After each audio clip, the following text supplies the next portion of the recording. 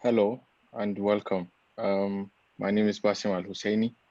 I work for Premium Time Center for Investigative Journalism. Welcome to Conflicts, Patterns, and the Humanitarian Challenges since the coronavirus pandemic in Nigeria's insurgency region.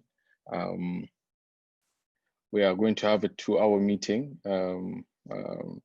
We have Philip Olayoku, who is going to be the moderator of this webinar. He's a doctor and a conflict expert in University of Ibadan, and he also is a security expert with the Premium Time Center for Investigative Journalism. We also have with us Mr. Bulam Bokarti, who is a PhD candidate at SOAS University of London. He's also a security expert and a conflict analyst, and also a human rights lawyer. He works with the Tony Blair Institute.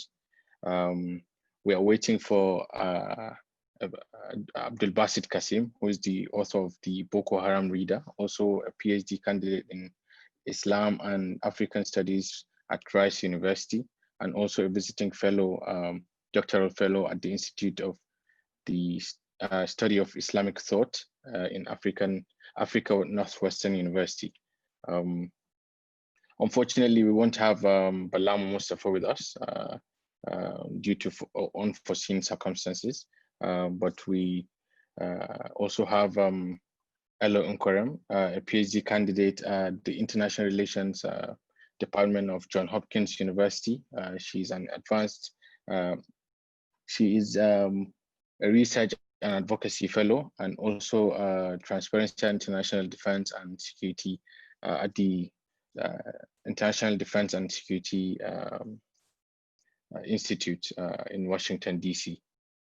So welcome, and over to Philip Olayoku, who is going to moderate this session.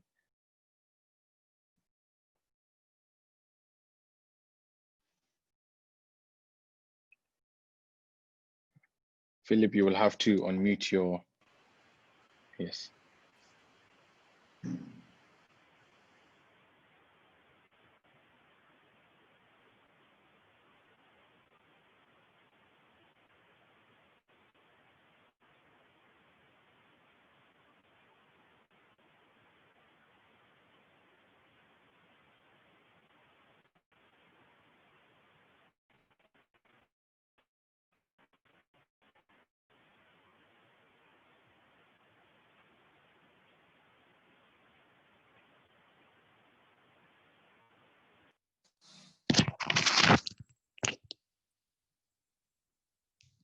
Yeah, I'm talking. Can you hear me, please?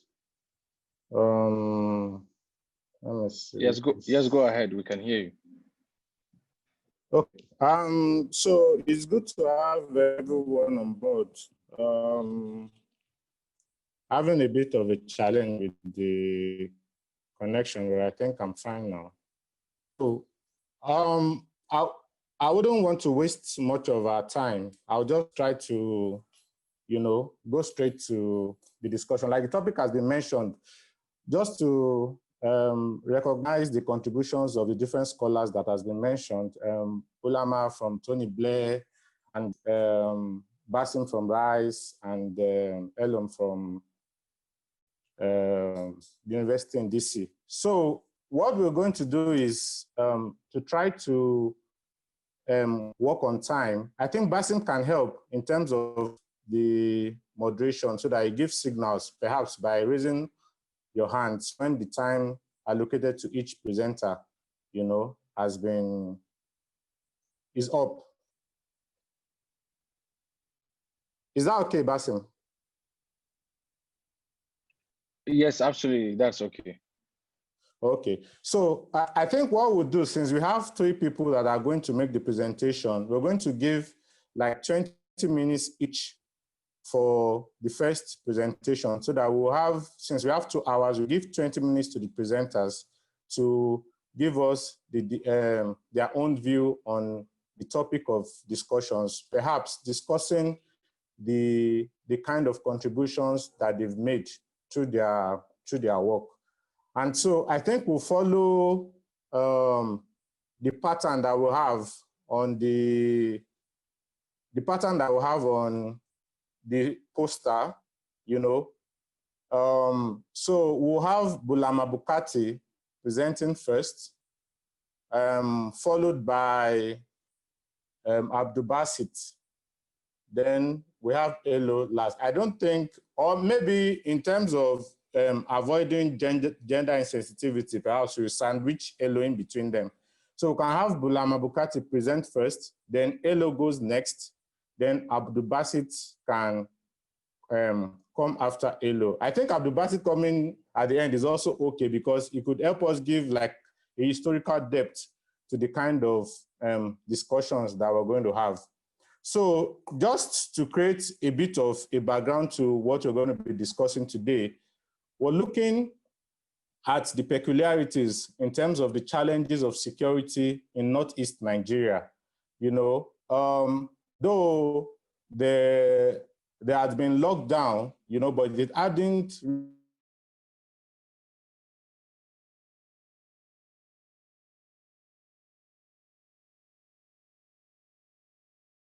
or they left to refer to themselves as that, but the attacks they've been carrying on recently, even since, let's say, March, where our own lockdown began, had been fierce, you know. So that's why we're looking at scholars who are working within the security sector, especially as regards Northeast, to help us shed light, you know, within this this context. Just to give a bit of dimension to what we'll be starting with. I don't know, is Bulama, can you hear me, please? Or is it muted?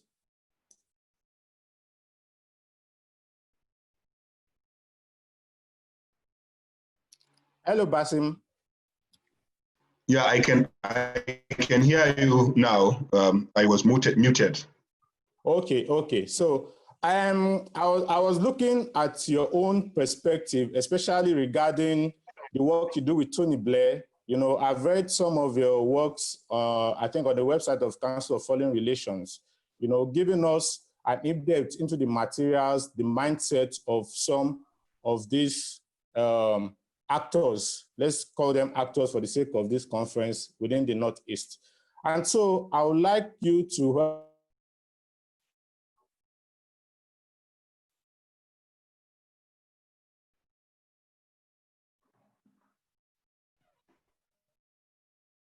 Sorry, I have lost the doctor. I don't know if people can hear him, but I can't hear him anymore. Oh, okay, but I can hear you. Can you hear me? Yeah, I can hear you now. I can hear you now.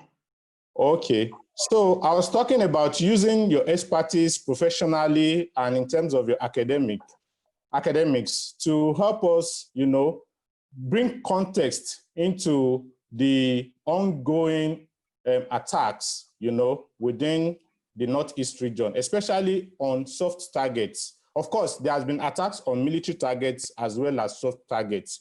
What, in your view, based on your research and also professional expertise, can you, you know, bring to the table in terms of discussing the current context in the Northeast? Over to you, Bulama. Okay, thank you very much, Doctor, for your kind moderation, and also to Basim for your introduction, but also to the organizers of this conference. It's a very important conversation, and we can't thank you enough for organizing it. I welcome my co-panelists. I can see Doctor there, and this is Premium Times bringing us together after a while now. Yeah, nice to meet you also, Eleno. I will start with a bit of a context, and I will assume knowledge in respect of many things, because I assume that most of us on this call are Nigerians, and if we are Nigerians, we have over the years seen Boko Haram's horror, and all of us are at least a bit familiar with the context of the group and how it started, how it came about, and where we are now. I will just maybe give signposts to Boko Haram's history in the last 10, 11 years, or the last 20 years, I should say, from the early 2000s to today. Now, we know that Boko Haram started around Muhammad Yusuf, who was someone who was born in Jakusko, where I coincidentally went for my secondary school education for 6 years. Muhammad Yusuf was, of course, born before I went for my secondary education, and him and his father migrated from there when he was a child to Maiduguri, mainly because his father was running away, was fleeing from government policy of compulsory enrollment of children to school. So supervisors were going around at that time ensuring that every child goes to school, and Muhammad Yusuf's father didn't want his child to go to school, and therefore had to leave Jakusko, which was a small town, and is still a small town, to Maiduguri, which is a bit bigger, and therefore you can easily escape from authority, from education supervisors taking children to school. We know that he went to different kinds of schools. He started studying under his father. Later, he went for Al-Majri school in Maiduguri, in Damaturu, and also in Monguno. He went for 2 different schools, and then enrolled in the Academy Higher Institute for Adult Education, where he spent a year. I just wanted to give us a signpost of his life, because there is this misconception that Muhammad Yusuf was a graduate of the Islamic University of Medina. He had never been to the Islamic University of Medina. He had never studied outside Nigeria. In fact, by his own reckoning, he was out of Nigeria only twice, because some people will tell you he was in Sudan. He was never in Sudan. Some would say he was here or there. He was only out of Nigeria twice, and it was on pilgrimage to Saudi Arabia. So we know that in 2003, he founded this group. And I mentioned the date 2003 because there are lots of misconceptions out there that Boko Haram was founded in 2004. In 1994. It wasn't founded in 1994. Yusuf himself says it was founded towards the end of 2002. And he gives this, the article written by Isioma Daniel, and an excellent job there of translating some of these documents into the Boko Haram reader. And I will urge those of us who want to see Boko Haram's primary materials to acquire that book. It is a compendium. I think it is currently, it has become my companion when it comes to studying Boko Haram. Now, of course, the materials also in Arabic and in Hausa and in Kanuri are also available, some of them on YouTube, some of them with in depositories. But then the point is, Muhammad Yusuf said it was Isioma Daniel's article in November of 2002, which Muslims interpreted as a derogatory of Islam, around the duty context to be held in Nigeria in Ramadan, and Muslims opposed it. Now, Isioma wrote that article, and she said the Prophet Muhammad wouldn't have opposed it. In fact, she said he would have chosen a wife from amongst the contestants. And Muslims in Nigeria interpreted that to be derogatory, and therefore there were riots that led to the death of 200 people at that time. And the Zamfara state government issued a fatwa on Isioma Daniel calling for her death. She fled to Europe, and she's still in Europe. Now, Muhammad Yusuf says that article was the turning point for him to found Boko Haram, to start Boko Haram. And if that were the case, and if that incident happened in November of 2002, then you can't say Boko Haram was founded. Because Muhammad Yusuf says, I founded Boko Haram because of what happened in Nigeria, especially Isioma Daniel was my tipping point. And his children wrote a book for ISIS. And in that, they said Boko Haram was founded in April of 2003. So in April of 2003, it was founded. Muhammad Yusuf went on preaching tours in Maiduguri, established a headquarters there, set up some mosques, and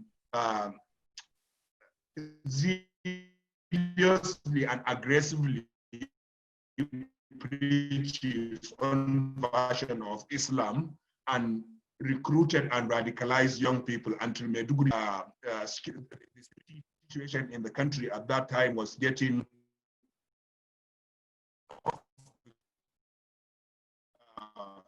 rural banditry was becoming rampant around. Operation Flush was inaugurated, normal police its environs, and that group started to zealously enforce President Adua's. Adua introduced this policy, or wanted to implement this policy of ensuring that everyone using a motorcycle must wear the helmet. And Muhammad Yusuf and his followers saw that as targeting their turban. They said they couldn't wear their turban together with the helmet. And so that was what led to the initial violence in July of 2009, which led to the death of hundreds. Some will say up to 1,000, but Boko Haram itself says it was hundreds of members, not 1,000 members. We know that Muhammad Yusuf was arrested and was killed in that crisis on 30th or 31st of 2009.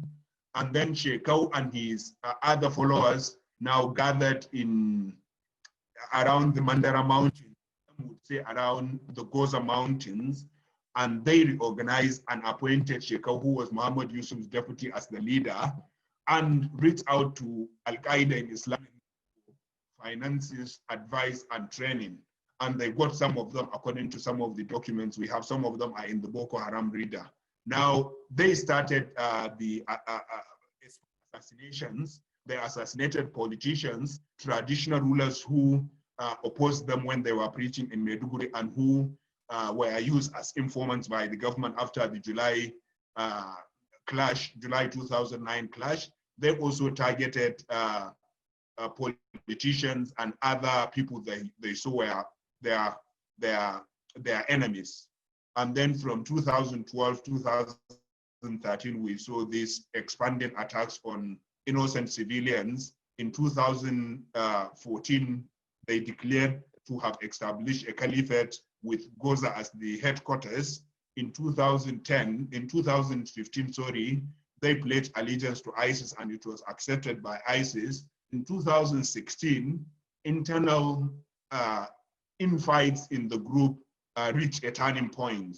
And Abdul Basit has written an excellent article around that in the West Point collection of articles edited by Jacob Zen in 2018, I think, May 2.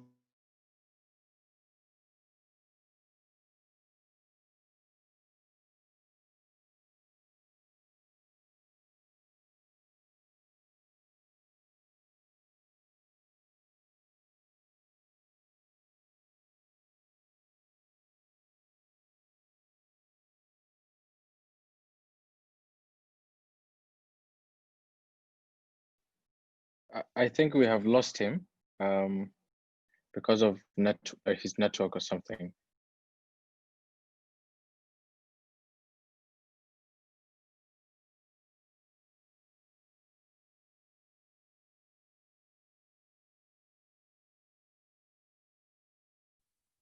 Yeah, so is it possible for us to wait for like 2 minutes, see if he's going to reconnect?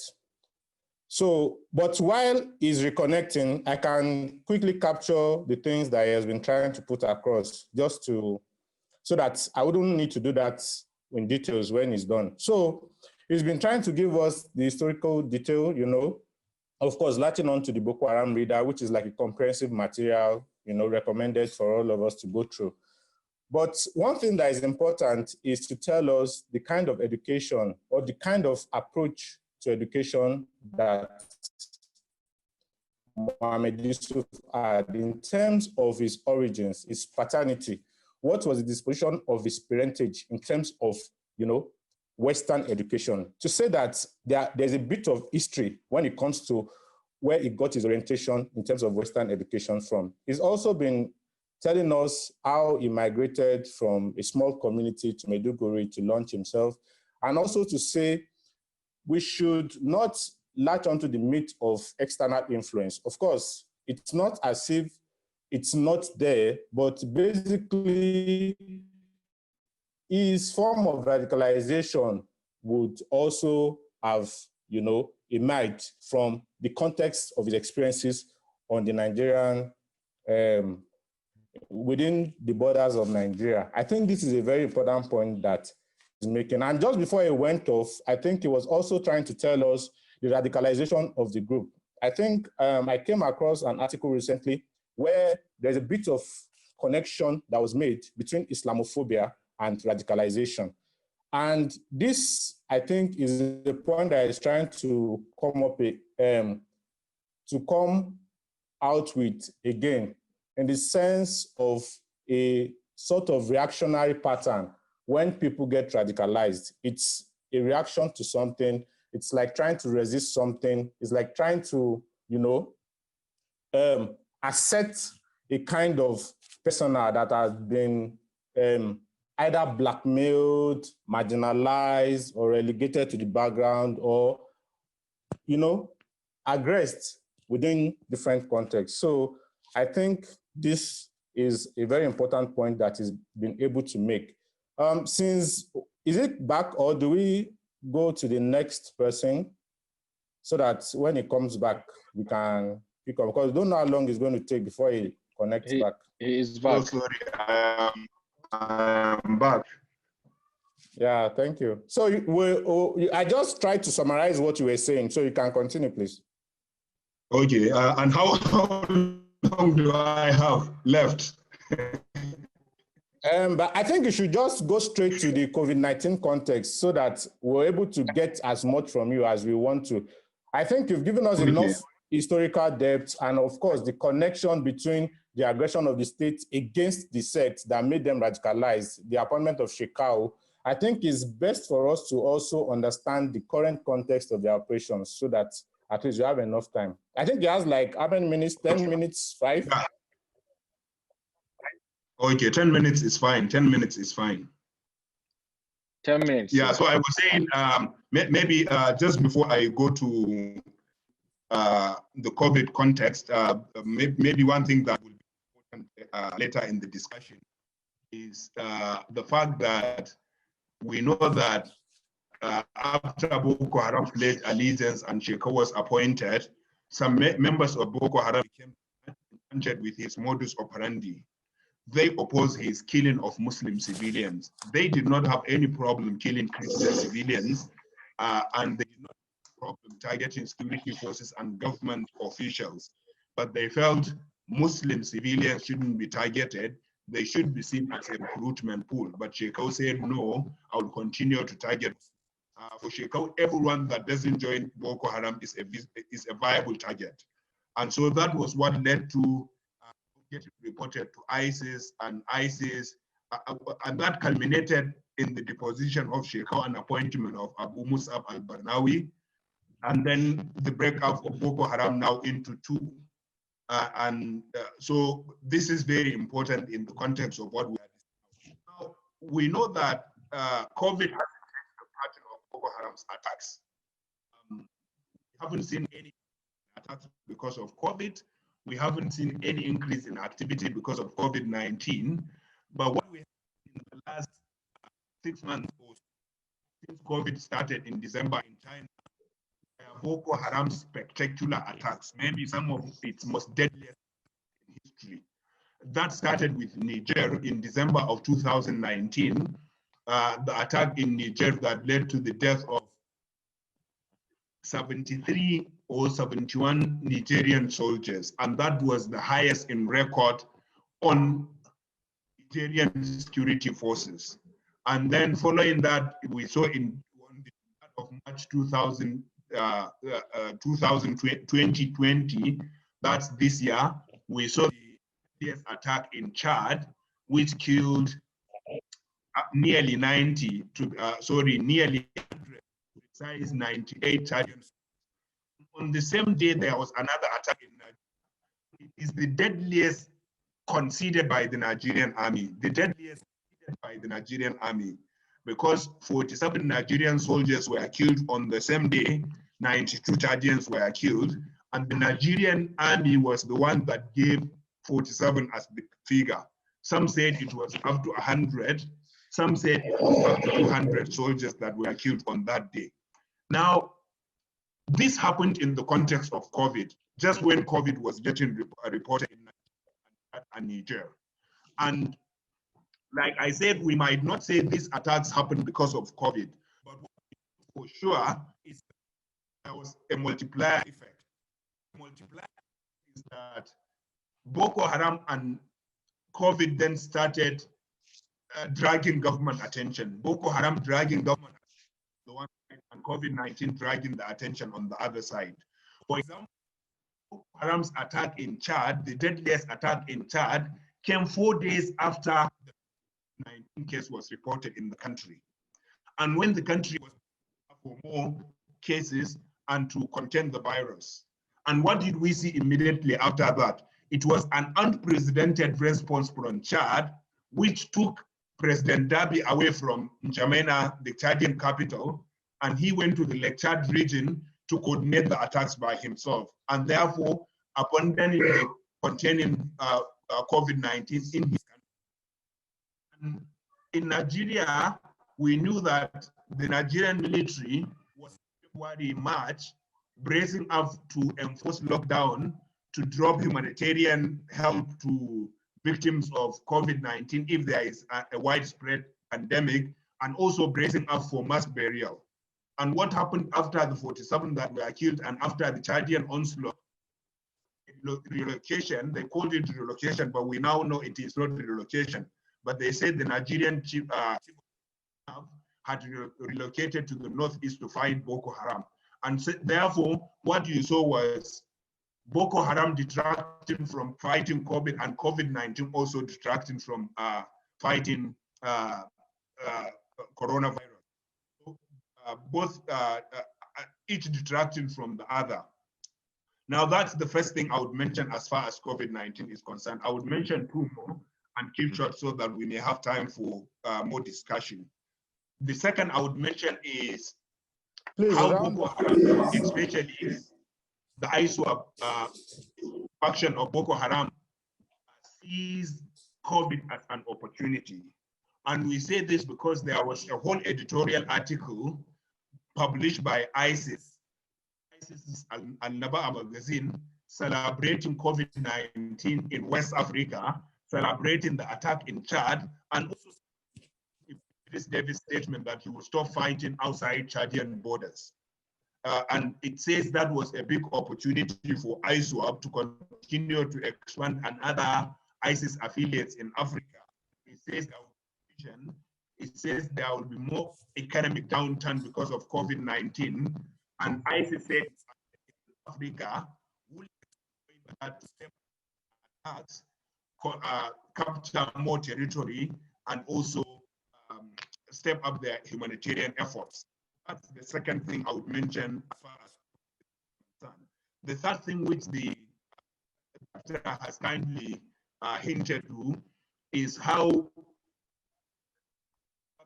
recent attacks signal some change in the growth modus. I said earlier, I was killing Muslim civilians. And that was why I still recommend Abdul Basit's article on that. Of the 9 reasons why they broke away from Shekau. And since they broke away, the Tony Blair Institute has tracked their data. We could confirm as at 2017-2018 that they did not do any attack deliberately targeting civilians. There were civilian collaterals, not deliberate civilians. They are Christians. Of Christians, we saw abductions and other things, and we can go into that later. But ISWAP deliberately targeted Christian civilians. But what we saw recently was ISWAP targeted civilians. In the last couple of weeks, we know that there was an attack which killed 81 civilians, and it was claimed by ISWAP. Another one was in Usman Lawanti, was attacked, and dozens were killed there. Now, I was for Council on Foreign Relations, as the moderator mentioned. This might signal a change in modus operandi in ISWAP, and I speculated, I hypothesized 3 things because we don't know for sure. There are a lot of people know about Boko Haram and other because they clandestine fashion. But I put 3 hypotheses. Number 1, I said in modus operandi, if it is sustained, because it has, we don't know whether they will sustain it or not. Number 1, I said it could be because of reports that locals have started resisting. You know that from 2016, when ISWAP broke away and when they said they had established a caliphate, they levied taxes. They started taxing locals living in the territory they control. Of course, the Nigerian government keeps insisting that there are no territories in control of Boko Haram. That's not true. I can mention villages and local governments that are currently Boko Haram, and government knows that they can't access those areas. Now, communities in those areas are left at the mercy of ISWAP and its fighters. And what they do is they levy taxes. And even if you don't support the group, you have to pay those taxes. Otherwise, you can't graze your cows, you can't graze your animals.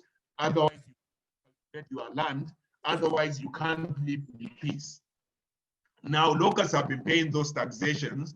Until recently, when there were reports around Gubio and the village where the attack took place, that locals had started resisting.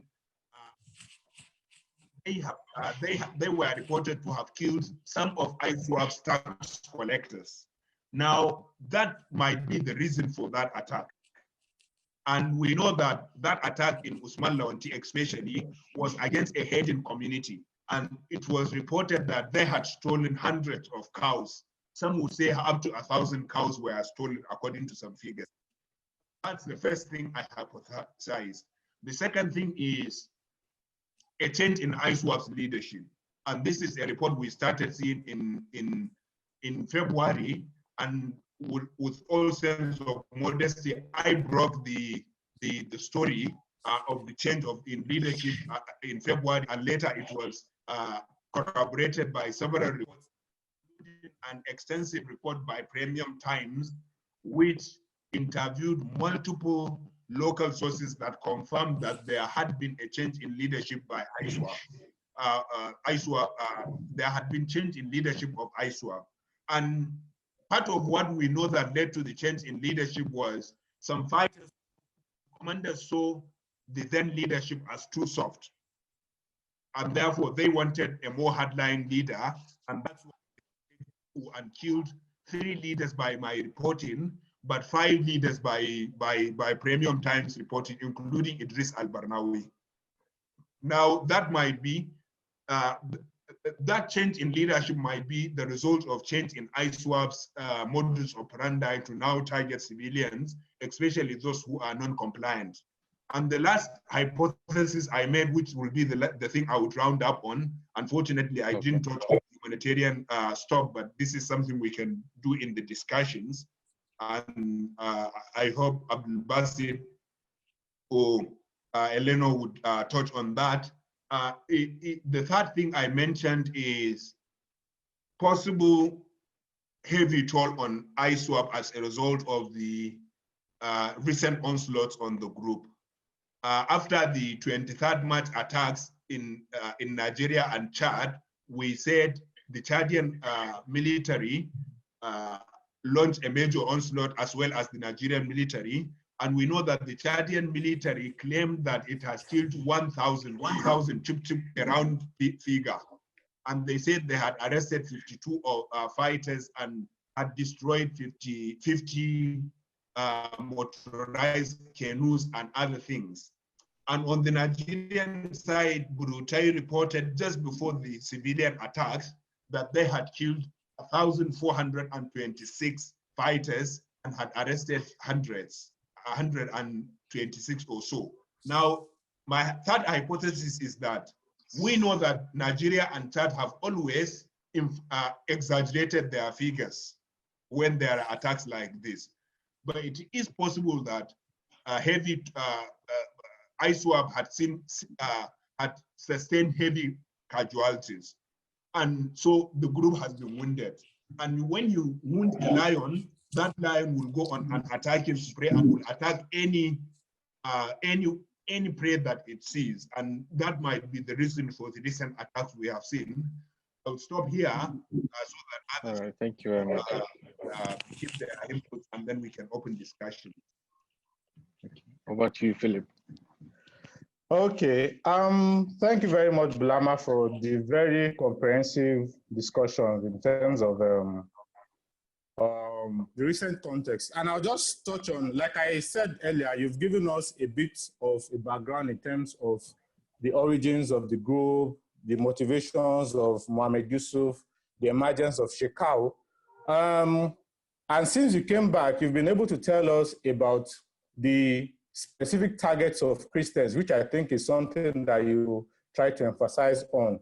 You also told us that the basic impact of COVID-19 in terms of this attack is that there is a sort of multiplier effect, the way you said it, in terms of creating distractions for the myriads of problems that the government has to manage. So as they're trying to struggle for attention, you know, based on the amount, of course, this is understandable from the economic perspective, to see the amount of money that was being pumped, you know, into managing the COVID-19 pandemic. And you made the very perfect example of Chad, where the president was himself, as the activists, we say, was in the trenches trying to curtail the insurgents. You also talked about the International Connect, which is the Arnaba magazine that was celebrating COVID-19 and, of course, the attacks on the Chadian soldiers. Now, let me just go to your three hypotheses, which I think is something, if you did not take anything away, I think it's something that you have to take away. To say, Boko Haram, whether the Jazz faction or ISWAP faction, still control territories in Nigeria.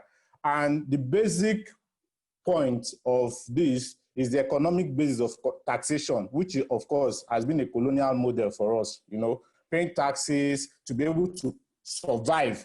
And you could imagine if you are prevented from managing heads and doing stuff within the context of COVID-19, where everything has been tightened up. And so you could understand the kind of resistance that Bulama was talking about in terms of people trying to react and kill the ISWAP tax representatives, or whatever name they may call them. So I think this is very important from the economic perspective, to say that perhaps the shrinking economy made the locals in territories controlled by Boko Haram less cooperative, and this resulted in the increase in spates of attacks, even deadly attacks at the moment. You also talked about the change in leadership, you know, trying to harden up their leadership, because it appears like they are having a softened face in terms of the way the public was perceiving them. And finally, as a revenge, or trying to avenge for the members that had been killed or imprisoned, which has been something that has been trending in terms of the insurgency. So thank you very much, Wood. I think we should be taking note of all the questions that they are asking as panelists, so that we can, if you can type an answer, you can while you have time, so that it saves us a bit. We are doing very badly on time.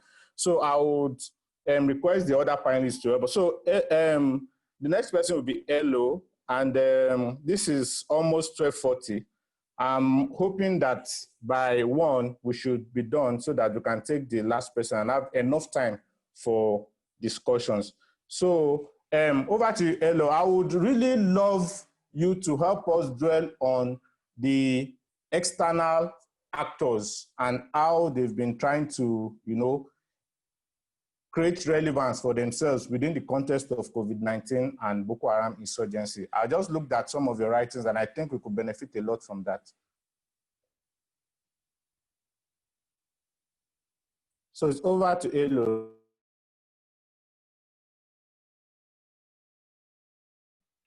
Philip, how many minutes, please?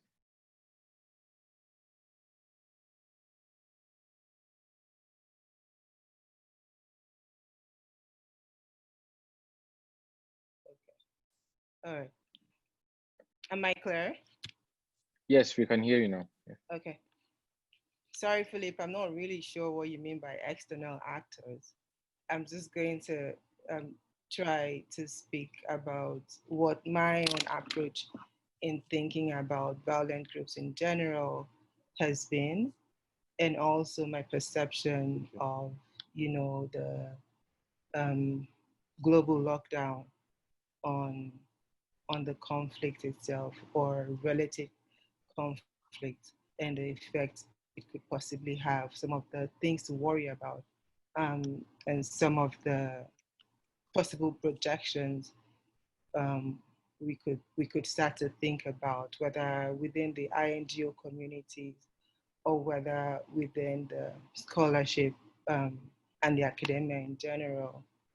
My approach in thinking about Boko Haram has particularly focused on the spread of the ideology, especially on the ideology and its intersection with recruitment, because the question that one always has to ask is, what is attractive enough about this group that makes, the group to be self-sustaining?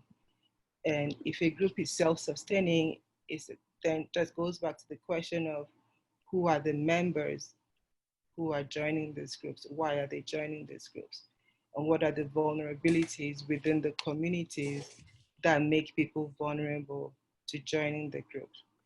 And so that has been my primary focus, is thinking about this so-called ideology and the intersection between this ideology and other external factors. So whether or not you want to think about external factors as economic factors or grievances or whatever else you want to pull from the bigger theories of, vulnerability to violence and entry into violence and the escalation from social movements into, violent social movements. The question is just generally about what are those intervening factors that come together to make a group attractive enough for ordinary citizens to move away from the political activity of, say, protests or making choices during elections to actually escalating to taking up arms against the state. And so based on those kinds of, that framework of thinking in general, when I have considered what the possible effect of this conflict could have, or the prevailing global health crisis could have on the conflict itself, I think about it primarily in three frameworks. And the first is the effect of the conflict on the group, on the violent group, on the extremist group itself, whether on a whole or whether in the fractions or the factions that have spread, whether it is on the groups in the Northeast and the emerging crisis across the country in general, and general sense of insecurity in Nigeria. We hear every day about expanding moves into the Northwest or even the central areas. And so my question, or in general my thinking, is about how the conflict is affecting those intersection and those pockets of violence across the country, and whether or not the violence itself also has an effect on the military strategy in handling these issues. So Mr. Bukati has already elaborately spoken about his take on the group itself, and the changes within the group, within the global health crisis context. And so I'm not going to dwell on that. My understanding is that the military doesn't see that the global health crisis has so much affected the military's own strategy in handling the issue. I've spoken to a couple of people, and their sense is that the military is working as previously in handling the situation, however they've been working. But beyond that, I understand that within the groups, especially in the Northeast, within the communities, there have been some vulnerabilities in which certain communities have become more exposed to the activities of the extremist groups because of the military's newer strategies. I understand that military camps are being merged together, and the military battalions are withdrawing from, having a more central approach, in which case to strengthen the military itself and their own vulnerability to being attacked. So if a group is able to attack the military in the smaller pockets within the communities, it is more difficult for the group to attack in a bigger sense when the military is more centralized. But that has also left communities vulnerable. And I think that this was the case in Mongunu and the recent attack. So the second key issue for me, and I think this is one of the more important issues for me at this point, is the effect that the global health crisis has had on vulnerable populations. So vulnerable populations, whether we're speaking about the internally displaced persons, or whether we're speaking about the communities themselves. And just, on the effect this has had on the humanitarian venture in Nigeria in general, one is just, the logistical nightmare that this has brought about.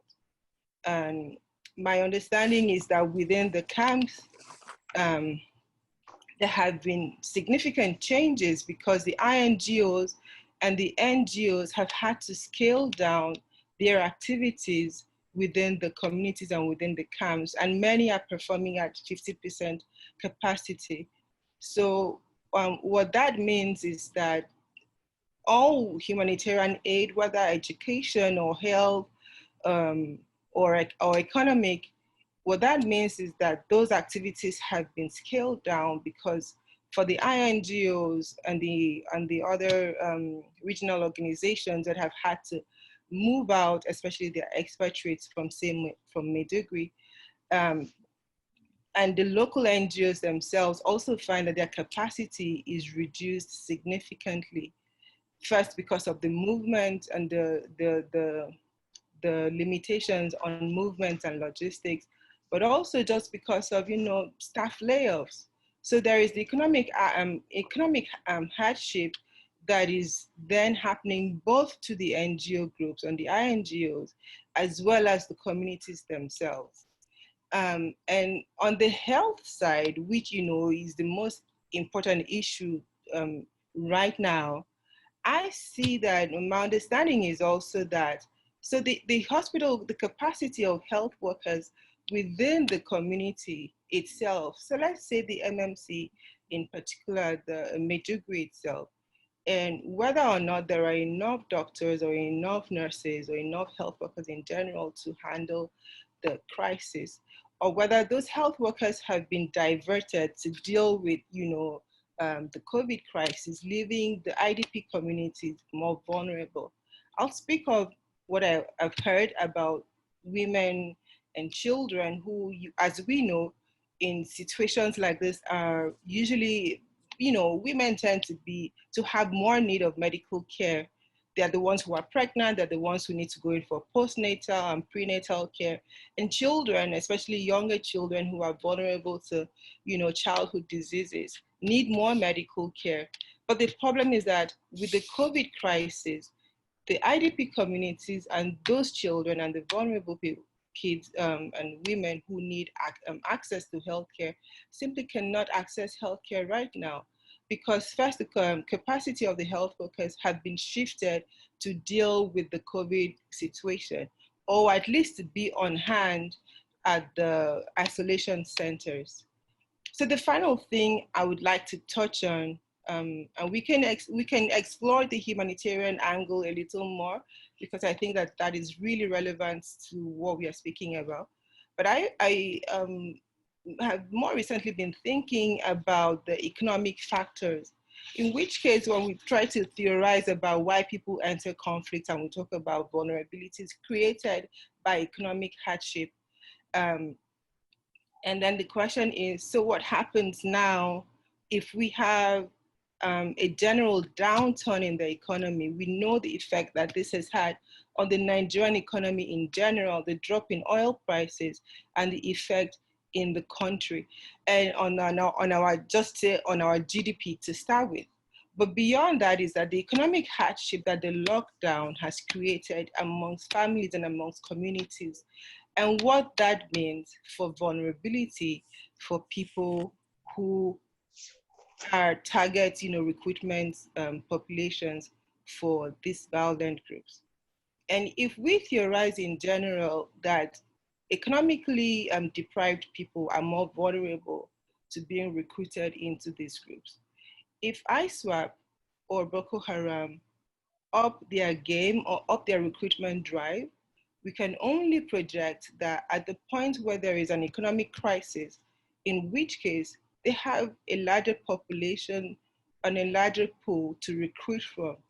Say 3, 4, 5 months down the line, do we want to say, or do we project, do we anticipate that the possibilities that there will be a larger group and a larger pool that would be more susceptible to being recruited into these groups? I think that's one of the questions to ask about the future and what can possibly come out of this whole situation. I think that on that note, I'll just pause here. And if we have more questions, then we can explore this in general. Okay, thank you very much for the wonderful contribution. And I'll just try to see if I'm able to capture some of the things that you said. I think your start point, which was about the intersections between ideology and recruitment, is something that I think is very interesting, and which touches also on the motivations. What motivations reinforces these groups that make them what motivations reinforce this self-sustaining, like you said, that keeps them perennial in the communities where they operate. I think it's something that is very important, and to also see the attraction in the kind of what these people are selling. I think that's a very good one. The second thing that I think you talked on that is also very important is the thing with strategy of the military in terms of managing the Boko Haram conflicts. And I think the key point is that it appears that the kind of strategy that has been adopted, especially within the COVID-19 context, had left the communities more vulnerable to attacks. And it also goes about perhaps we're rushing too much the kind of sending people back to the communities that we are embarking upon at the moment. And of course, you emphasized the gender aspects, and of course, touching on vulnerability of children as well, in terms of access to health and how the various restrictions have impeded on the kind of humanitarian interventions that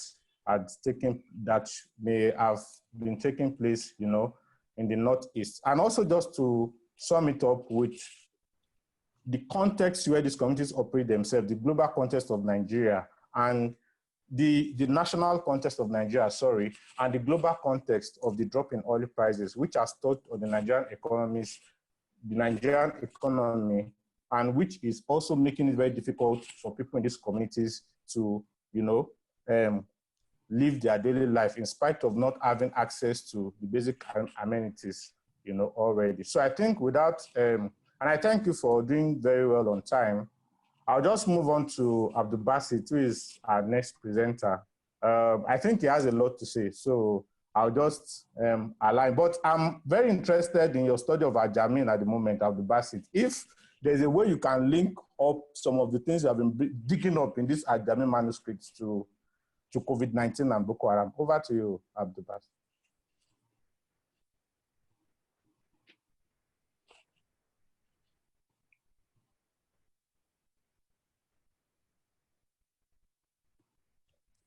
Abdul Basit. Okay, yes. Now I'm there. Okay. Thank you so much for the invitation to participate in this very important panel. And thank you as well to for organizing this.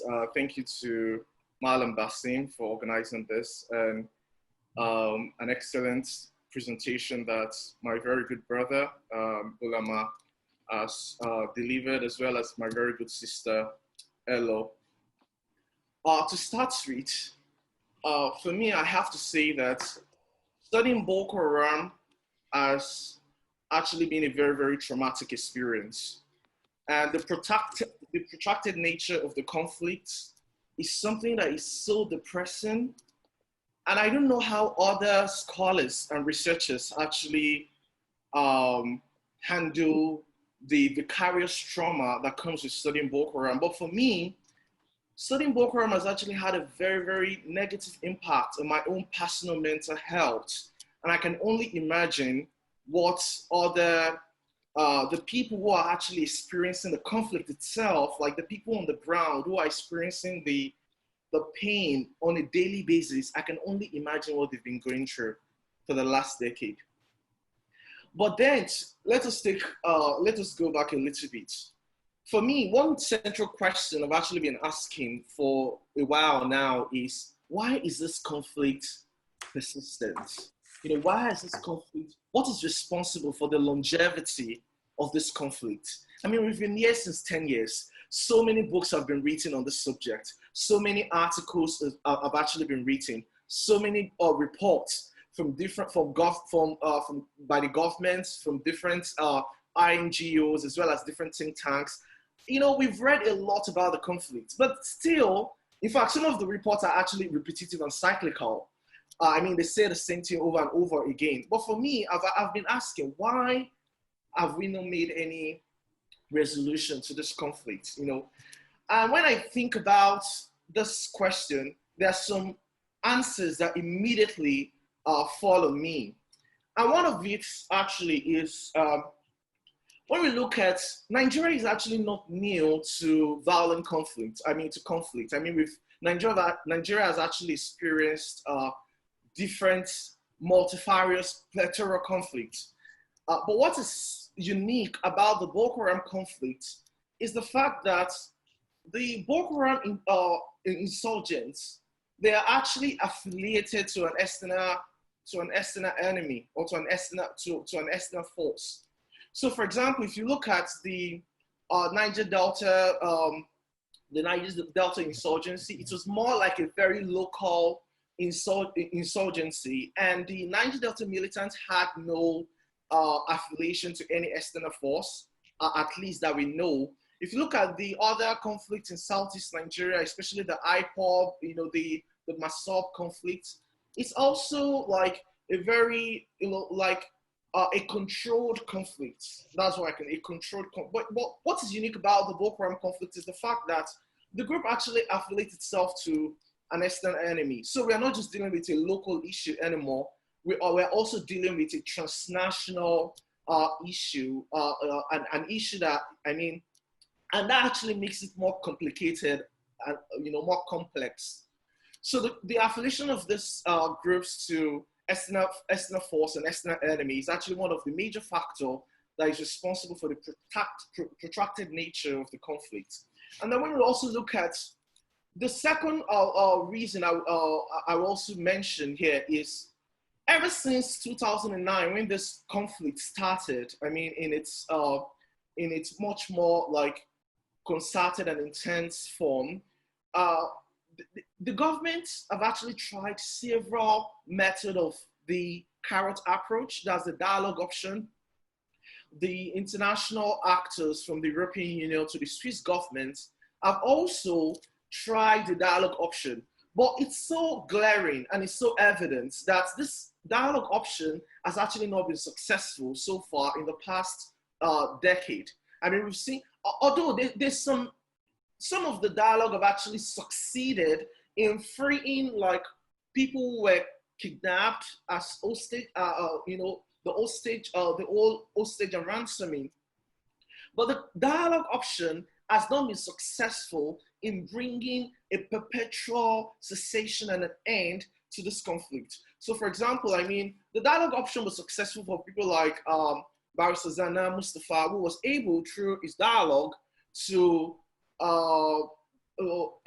his dialogue actually led to the successful release of some of the captured Chibok girls.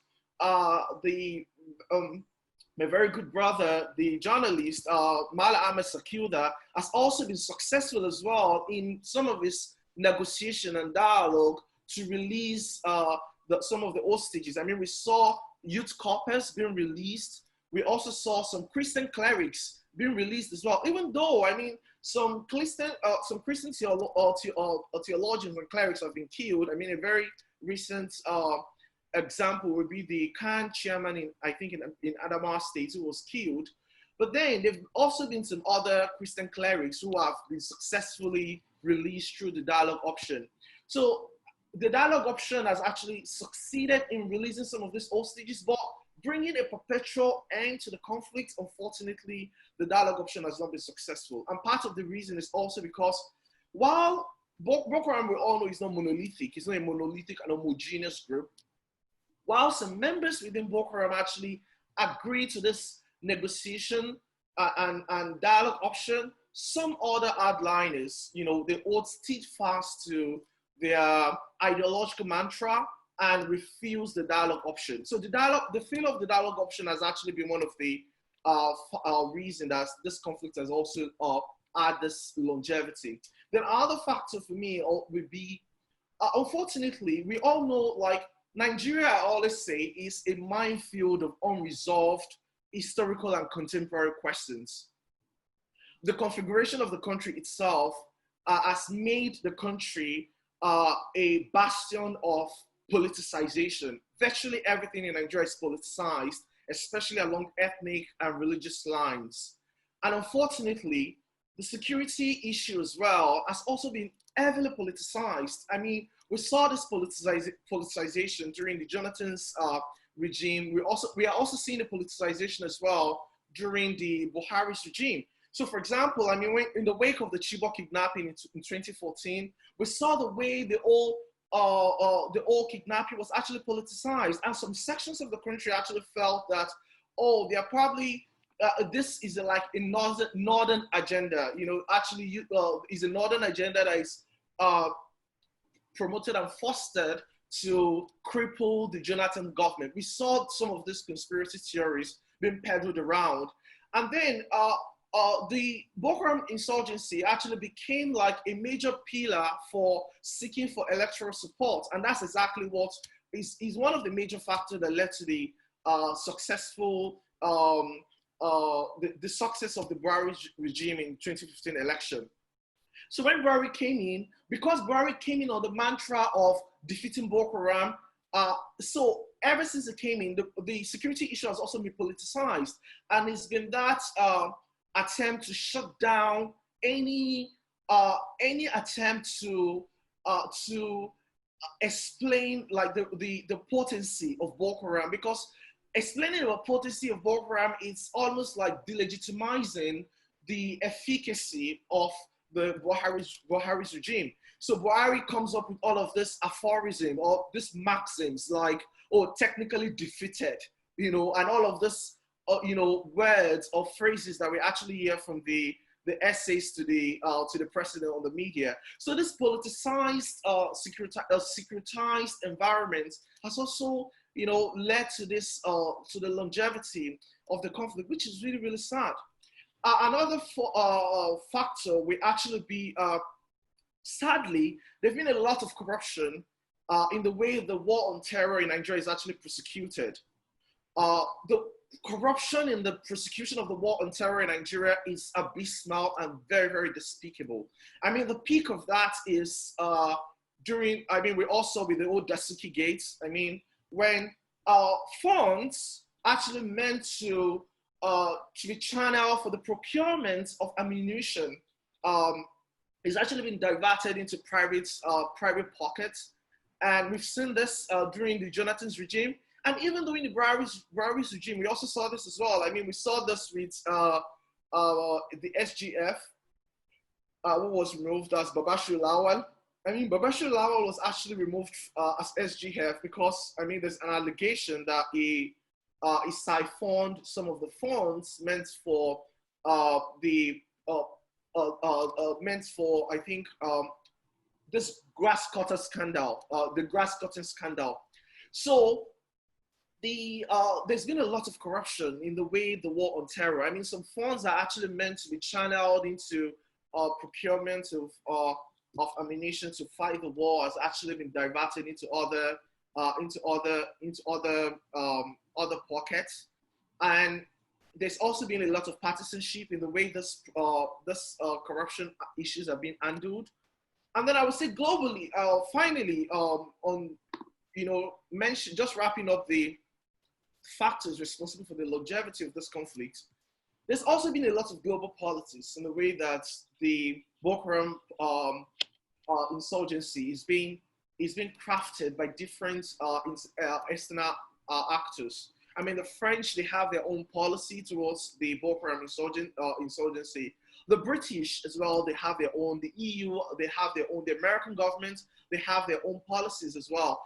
And some of those policies can actually be, it can be conflicting at times.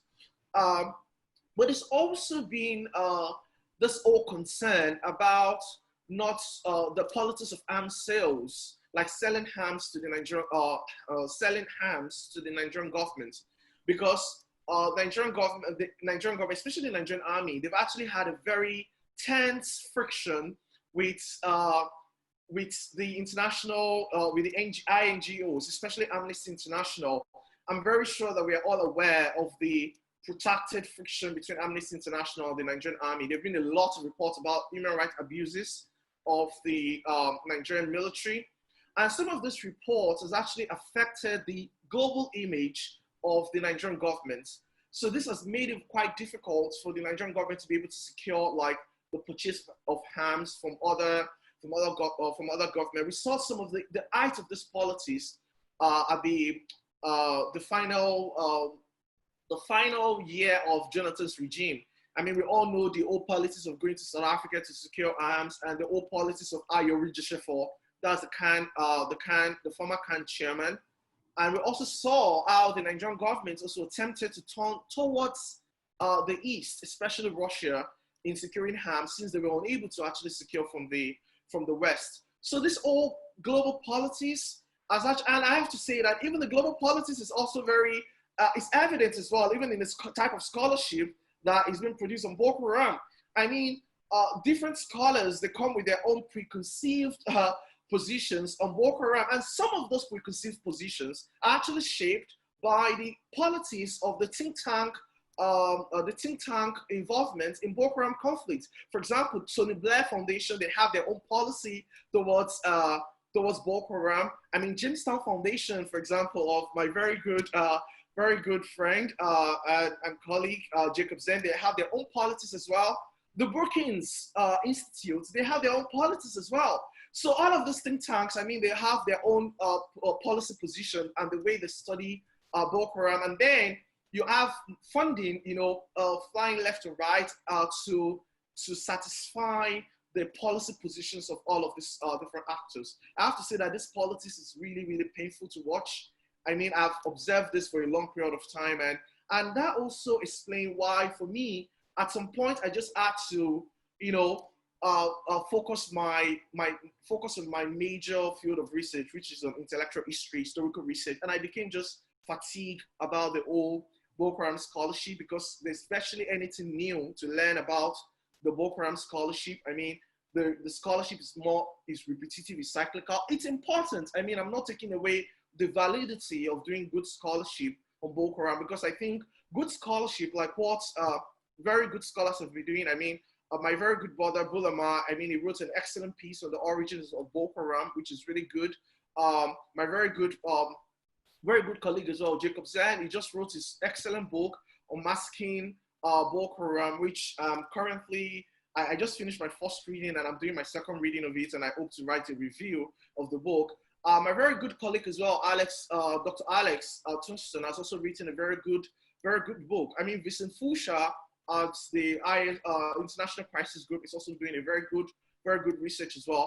Elo has also done a very good research as well. I mean, I think she recently presented research on, she did a poster research actually on this. So there are good scholars doing good research, but it's just so frustrating that despite the very good scholarship that has been produced so far on this subject, it has not really had like an impact on the way, on the ground, like realities of the conflict. Now, briefly, to move to another thing I would love to talk about is actually, who are the actors we're speaking about at the moment? Like, who are the insurgents themselves? I mean, for me, I'm very passionate about anyone who actually study what I write about Boko Haram. I am very passionate about religious ideas. I'm very passionate about ideas. I'm very passionate about understanding how people think, because I do believe that the more I understand how people think, the more I can predict how they will react. So for example, if I understand how Shekau think, I can easily predict that, you know, for coronavirus, this is how Shekau will react, because this is the way he thinks. So for me, I always focus on getting into the minds of the actors themselves to understand them from what I would say from their own words, understanding their psyche. And one of the things I've discovered with the Boko Haram scholarship is the Boko Haram group, I mean, all the factions, there's been a transition, I would say, from a jihadi and religious laden motif to organized crime. At a nascent stage of Boko Haram's evolution, we actually saw the way that the group always portrayed itself with this religious symbolism. Even some of their videos, some of their communiques, some of their books. I mean, this religious symbolism is actually heavily represented.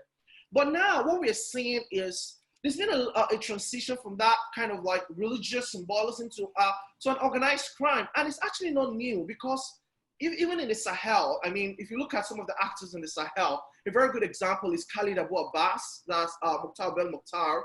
I mean, when Mukhtar Bel Mukhtar started his engagement with the AQIM, he also had this religious symbolism a lot, but then it gradually transited to kidnapping for ransoming. You know, it gradually transited as well to organized crime, even forming collaboration with criminal network. We're also seeing this as well, especially with Boko Haram. That religious symbolism is actually gradually decreasing, and we are seeing more of organized crime. And part of the reason for that is also because, unlike the Qaeda of Shekau's Qaeda, they actually they try to study theology. I mean, they try to study religion. But the young, we're already seeing a generational transfer. So the people on the ground fighting for Boko Haram, I mean, all the factions, the people fighting now, they are a new generation. So this new generation, they actually do not pay much attention on theology or religious ideas. They don't have time to study theology. You know, they only have time, I mean, they're so preoccupied with just fighting, you know, and warfare. And that's why, even in some of their recent videos, I mean, the only thing you probably see is just the fighting, you know, the attacks. But that religious symbolism, the way it used to be in the past, is actually gradually decreasing. So what are these actors? The first of them, I mean, my very good brother Bulama has mentioned some of the actors. I will just try to mention to add some vacuum or lacuna that I actually didn't reflect on. ISWAP. So what is the current status of ISWAP? So if you look at ISWAP, for example, I mean, ISWAP is actually, ISWAP has gone through different trajectory. They've passed through different phases. But one of the things that is so symbolic about ISWAP is the fact that ISWAP leadership is so, it's not too overt, I would say. It's concealed. Unlike Shekau's Jazz faction, Jazz revolved around Shekau. In fact, one of the questions I've been asking myself lately is, if Shekau should die today, we actually do not know who is going to take over Jazz, because Shekau has actually not really given that room for that pattern of succession. We've not seen it, because Shekau, the whole entirety of Jazz revolves around Shekau and its megalomaniac future. But if you look at Jazz actually have they have fractured leadership, a lot of like internal schisms, a lot of internal instability, or fractured and fractured leadership. Although ISWAP is still connected to IS, I mean, they still communicate with IS, and they still carry out attacks. I mean, just I think a few days ago, the BBC monitoring, they actually mentioned that 101 attacks were carried out by ISWAP only in this year. So ISWAP have actually been carrying out attacks. They've also maintained that communication with IS as well, but they've not, I mean, it's so difficult to figure out how the leadership of ISWAP, because there's been a lot of internal schism. And more recently as well, they've also been, IS has actually not been focusing too much on ISWAP as well. I mean, compared to the way IS is actually focusing on Islamic State in Greater Sahel, the focus is more being on ISGS rather than ISWAP.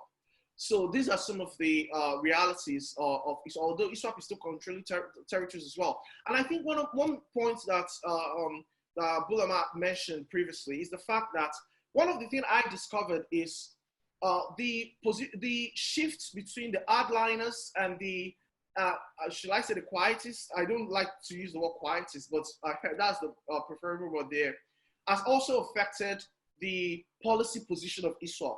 So for example, when the quietists, the likes of Musa Bagnari, when they were actually in control, ISWAP has this policy of not attacking civilians. Because, I mean, they feel like attacking civilians is actually like you've done the field, you've excommunicated them from Islam. It's only when you excommunicate people from Islam that you can legitimately attack them. So they have this policy position of not attacking civilians. But then, the moment the quietists, I don't like to use the word, but I just have to use it. The quietists, the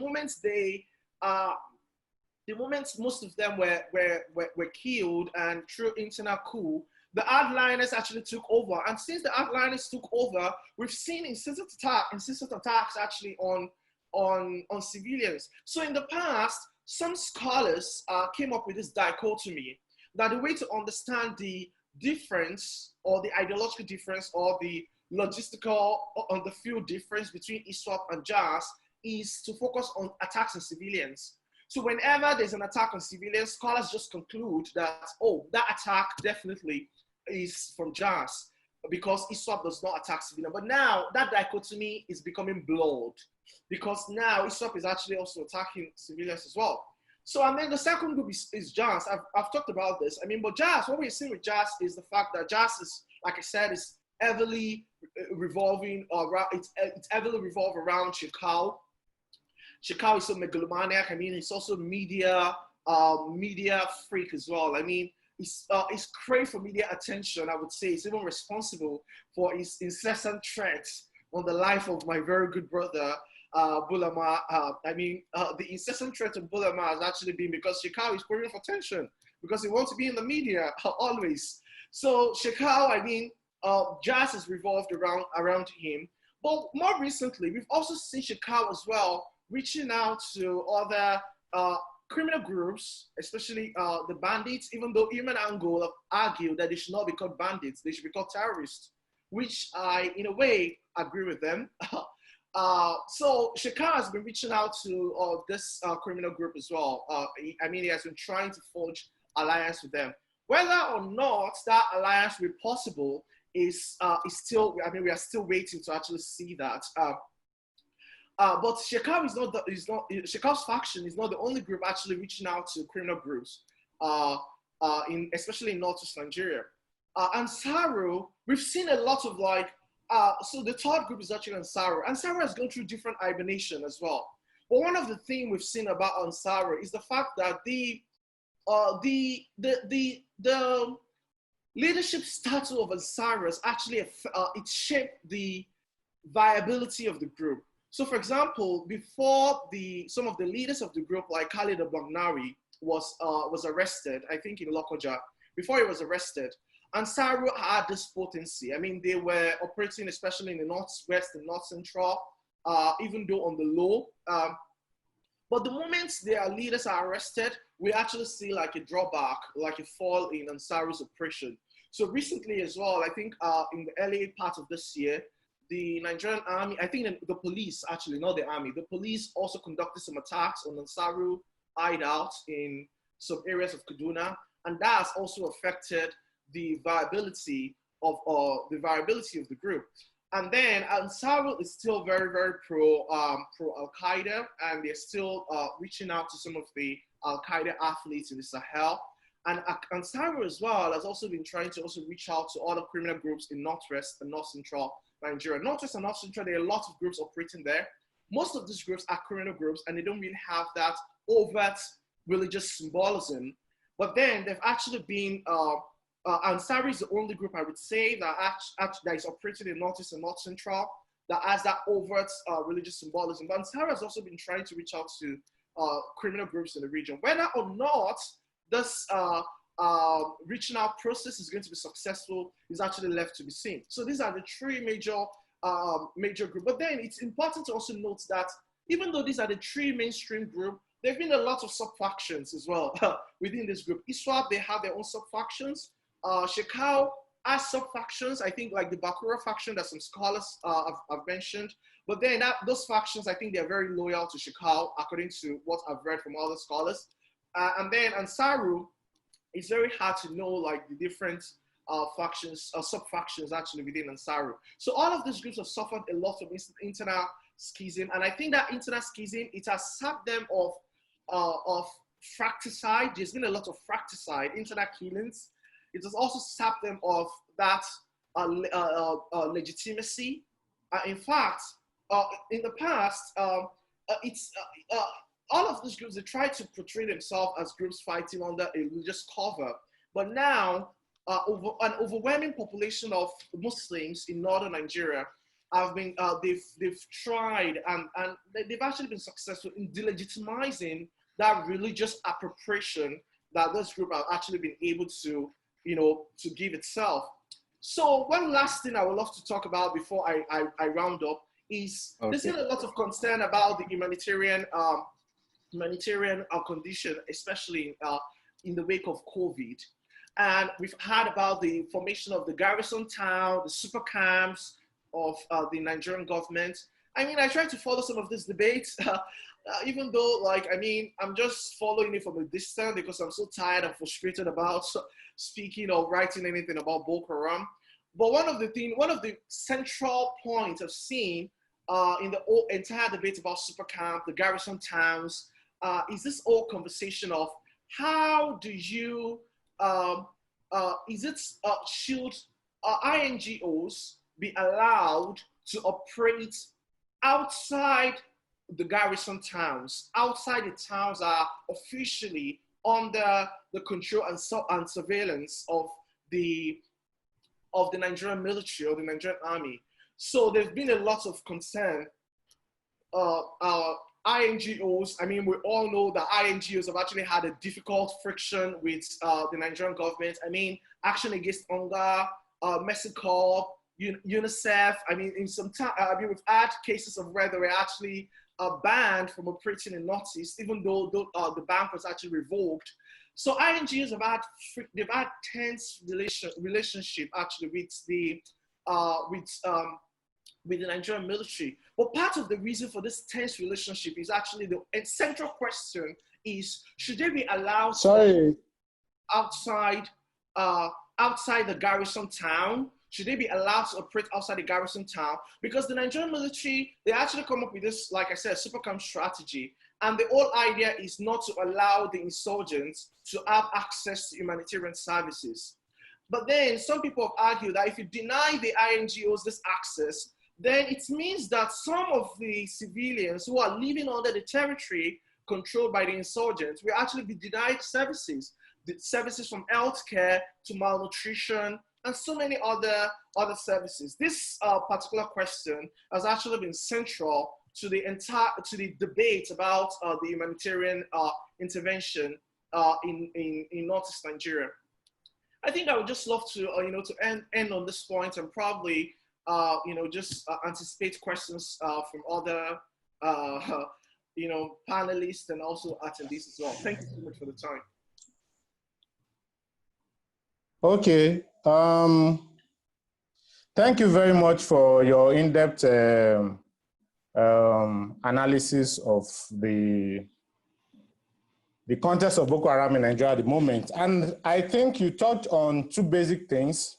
The reasons why the insurgency is still stretching on, the reasons why the insurgency is still on and had dragged for so long, over a decade now, and the key actors and the kind of orientations that they have. But I think I would love to just touch on your starting point, which I think is very important.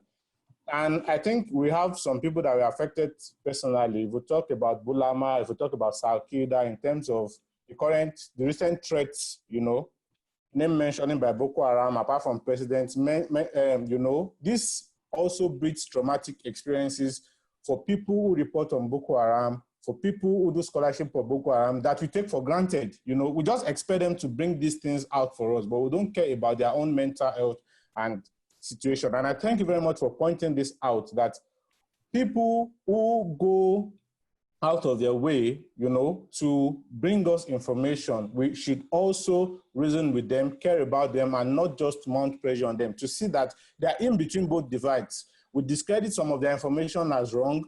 Boko Haram also discredited them as wrong. So they need to navigate and maneuver the survivors. So I wish to recognize this, and also to say that we, in terms of our appreciation for them, should be sensitive to this. You also talked about, so the things you talked about, when you talked about the, why Boko Haram has dragged for so long, you talked about affiliation to external groups. You talked about the failure of dialogue, you know, recently, especially when you're talking about the intergenerational disconnect in the group. You talked about ethno-religious politicization, you know, and you also made reference to Boko Haram being a campaign point for elections, as we've experienced. You spoke about corruption and scholarship. If I could put, you said it, you put it in terms of global politics, but I would love to recapture it as global scholarship in terms of orientation, differentiation of some political tic-tacs that you think they are not doing. Of course, different people have their different ideas, but I think it's something we have to revisit in terms of reportage and the kind of information we throw around and how people are receptive to this information. Also, I wouldn't like to take the time for question and answer, but you spoke about the actors, the differences in terms of leadership of ISWAP and JAS, of course, the hardliners versus those who were originally theologians. And I would like to round off that you're giving us a dynamic to say that Boko Haram is an emerging group. So there are different things that are happening. The way we interpret Boko Haram 10 years ago, 2 years ago, may not be exactly what obtains today. And so we need to follow these shifts. You know, you particularly pointed out to the fact that they are moving from jihadi groups to organized crime. I wouldn't know why people differentiate jihadi groups from organized crime anyway, but I think it's something that we also need to explore in terms of the conceptualizations and naming of these groups. So I think we just go straight to the question and answers. I've captured some of the questions. Of course, you can also make reference to them via the chat. But I think the first question here is about the COVID-19 and the global economy, which is not directly the focus of this panel. But if you want to touch on it within the context of the Northeast, of course, if you've talked on it, you can talk about it. One thing that has come up constantly is the connection between the Northwest and the Northeast in terms of banditry and insurgency. And of course, people are trying to draw the links to say that Boko Haram insurgents are actually moving and they are the bandits that are being manifest, you know, in recent times. They'll also love you to touch on that. Another thing that I've been asked is in terms of the reinsertion of the insurgents back to the communities. You know, what is your opinion about how we're going about bringing people back to these communities? What implication does that have for their own safety? What does it have for the safety of the communities? You know, somebody also asked a question about the use of technology, specifically telecommunications, in terms of adopting how to maximize technology for our counter-insurgency measures. Someone asked about I didn't quite get that question, but I'd just like to capture it as the context before colonialism, what was happening in the historical context, you know, and how the shifts in the emergence of ISWAP and Boko Haram has affected the fight against insurgency. Someone also emphasized the fact that there's need for us to embark on Islamic education, you know, in terms of a counter-insurgency strategy. A lot of, I know Tony Blair has done some stuff, you know, on that in terms of trying to teach people what exactly the Holy Book says in terms of religion and its practices. We've spoken about Boko Haram still controlling territories. Someone is concerned about how these territories can be retrieved, you know. And a very important question, the one I captured last, is about the resilience for kids, you know, kids that are emerging. So there are a lot of shifts in terms of recruitment, in terms of experiences of even those in the communities. Many people are born, you know, and people are growing, you know, within this insurgency. So in terms of children who are often neglected, how do you think we can break the cycle, if I could put it that way, of insurgency, you know, in the Northeast at the moment? So I would like us to go in reverse order. Perhaps Abdul Basit can start to help us, you know, address some of these questions. Then Elo can follow, then Bulama can. I think some questions were actually addressed directly to Bulama, you know, from all the panelists. But Abdul Basit, if you have things to say about some of these observations, you could go ahead. So, like, I don't know how you want us to answer the question. Like, should we just pick any random question and answer? Yeah, the thing, yes, just pick the ones that you feel is most appropriate to your presentation. I think it's best that way to save us time. Okay. I think I would actually love to just briefly respond to the question of Malam Mutala Abdullahi. I mean, he mentioned what's the impact of pre-independence outer land on the conflict. And he also said the 2018 attacks redefined the conflict after 2015 shrinking of BH capacity. I think the way I would answer that is Northern Nigeria is actually not new to groups fighting under the banner of Islam, wanting to establish a theocratic and Islamic state. We've seen this in the past. But I would say that the difference between the past and the present, which is even central actually to my dissertation, I mean, my dissertation is on the intellectual history of Islamic reform, dissidence, and rebellion from the 17th century to the 21st century. And I'm actually looking at continuity and change, the way ideas actually change over time. And what I would say is that I don't think Northern Nigeria will ever be free of groups fighting or not fighting, not necessarily fighting, or wanting to establish a theocratic state.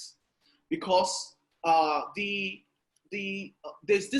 a whole lot of contestation about the secular status of the Nigerian state itself, and there's been a lot of debate about the accommodation of Sharia law in Nigeria. That's entire debate, which we actually saw the intensity of that debate, especially in the 1970s, 1978. I mean, we had different constitutional Sharia debates. Some of those debates, it's fuel the sentiment that there's something wrong with the Nigerian state. There's this crisis of nationhood and national identity. How do you define Nigeria? Most people do actually not, there's this, Nigeria has been suffering from this crisis of national identity because from different regions, either in the southwest, we have people, you know, from the entire, the Odua caucus, who are also wanting to establish the Odua Republic. We have from the southeast Nigeria, the east of the IPOB and the Masob, who are also secessionists as well. And then we have different groups in northern Nigeria who are also claiming, wanting to establish their own.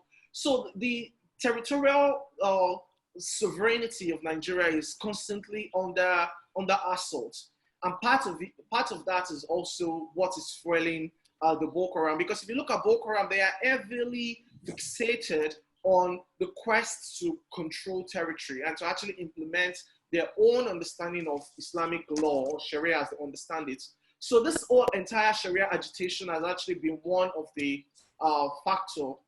And then you also asked the question of why is the state not massively investing in providing Islamic education through CVE? Personally, myself, I actually have a big problem, with the entire CVE program. I mean, the way it is even conceptualized, I have a big problem with it, because the entire CVE program is actually based on this premise that, the moment you provide like different religious or orientation to people, you will expect them, quote unquote, to de-radicalize, but it's not. It's actually it's not a one-way fix all issue like that. The government they've been investing in CVE. I mean, we know of Dawa Institute of Nigeria, of Dr. Nuruddin Lemo. I mean, they've participated in different CVE. Some of those programs are also sponsored by Tony Blair. Part of it is also sponsored by the European Union. They've actively trained imams to provide the CVE to counter violent extremism. Different imams have also been active as well. I mean, we have people like Dr. Bashir Ali Umar of Furqan and the Center for Islamic Civilization at the UK.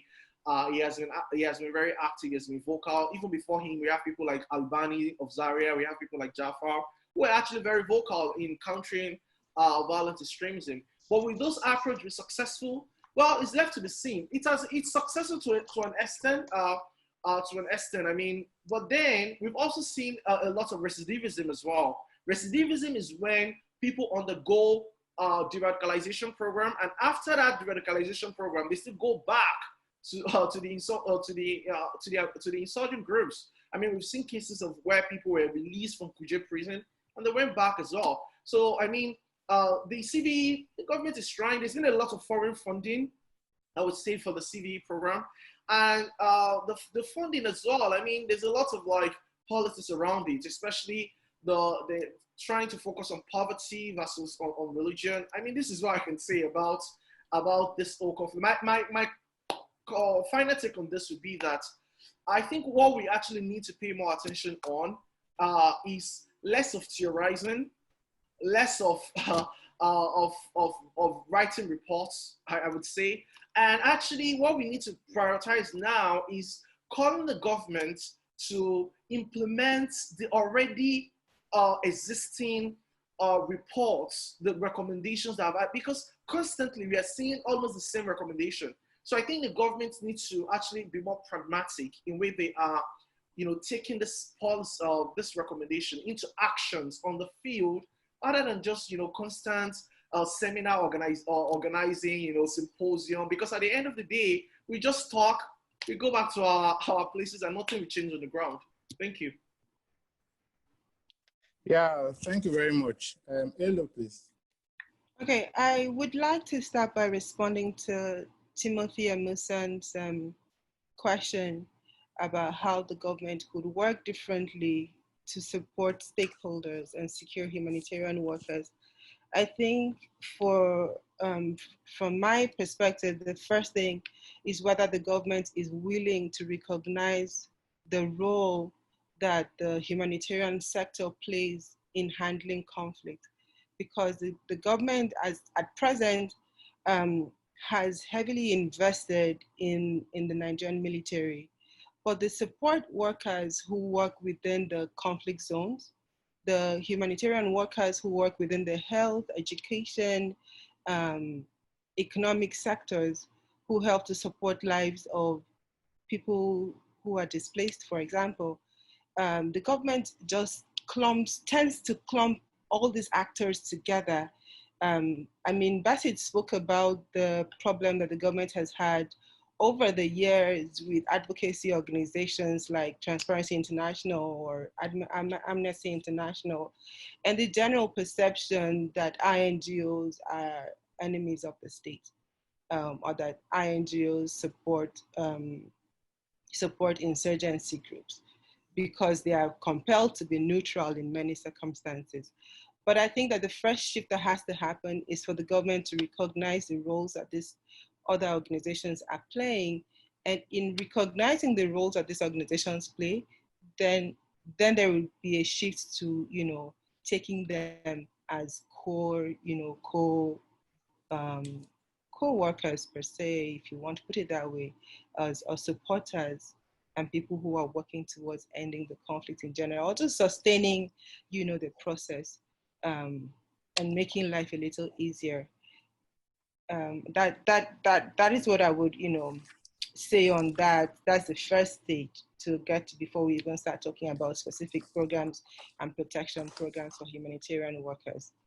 I also wanted to respond a little bit to the CVE question, or the PVE question. I think that the problem with the CVE and the PVE critics is that we want to throw the baby away with the bathwater. And how else are you going to operate a society where there is genuine grievance within the communities, where there is active recruitment within those populations, and those grievances serve as a reason for people joining groups? How else are you going to address an issue where a person who has been radicalized, in quotes, because the radicalization question is very complex, but how else do you reintegrate such a person who, because we talk about recruitment on various levels, and Bassett, you know this, when you recruit people who are vulnerable, do you lump all of them together as the ideologues? So what happens with the different stages of people's involvement in this group? You have to figure out a way in which people who may want to leave can leave.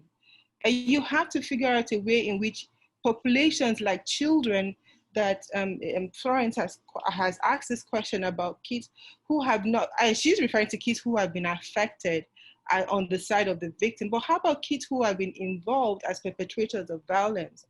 You're not going to dismiss those populations because we have a general problem with countering violent extremism. As a policy in itself, as a policy that we see tends to lose touch with reality on the ground.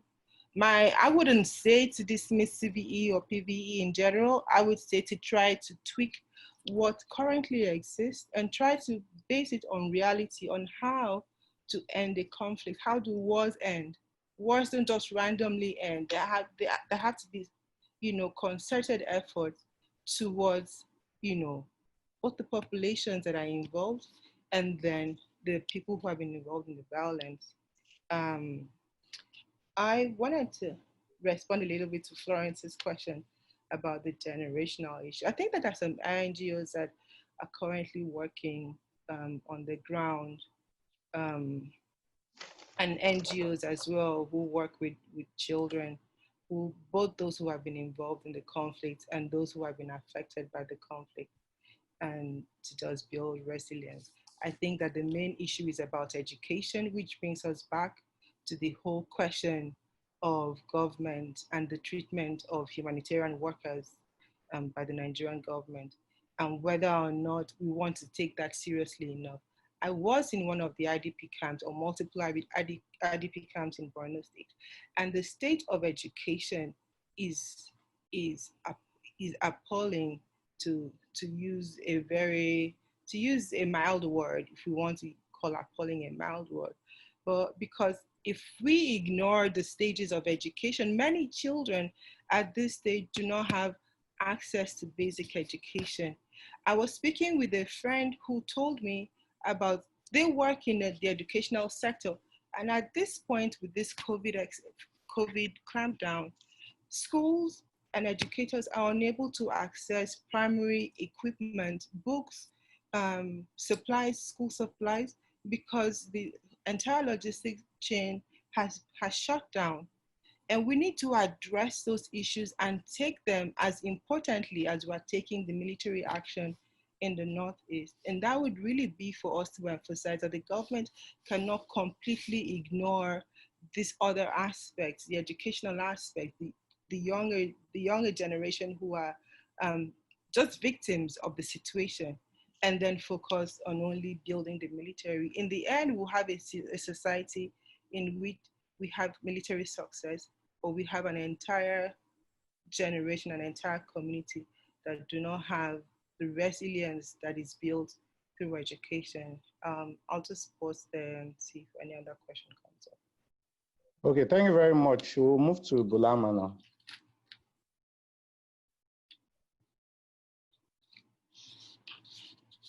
Yeah, very good questions there, and thank you very much, Elo and Abdul Basit, for great presentations.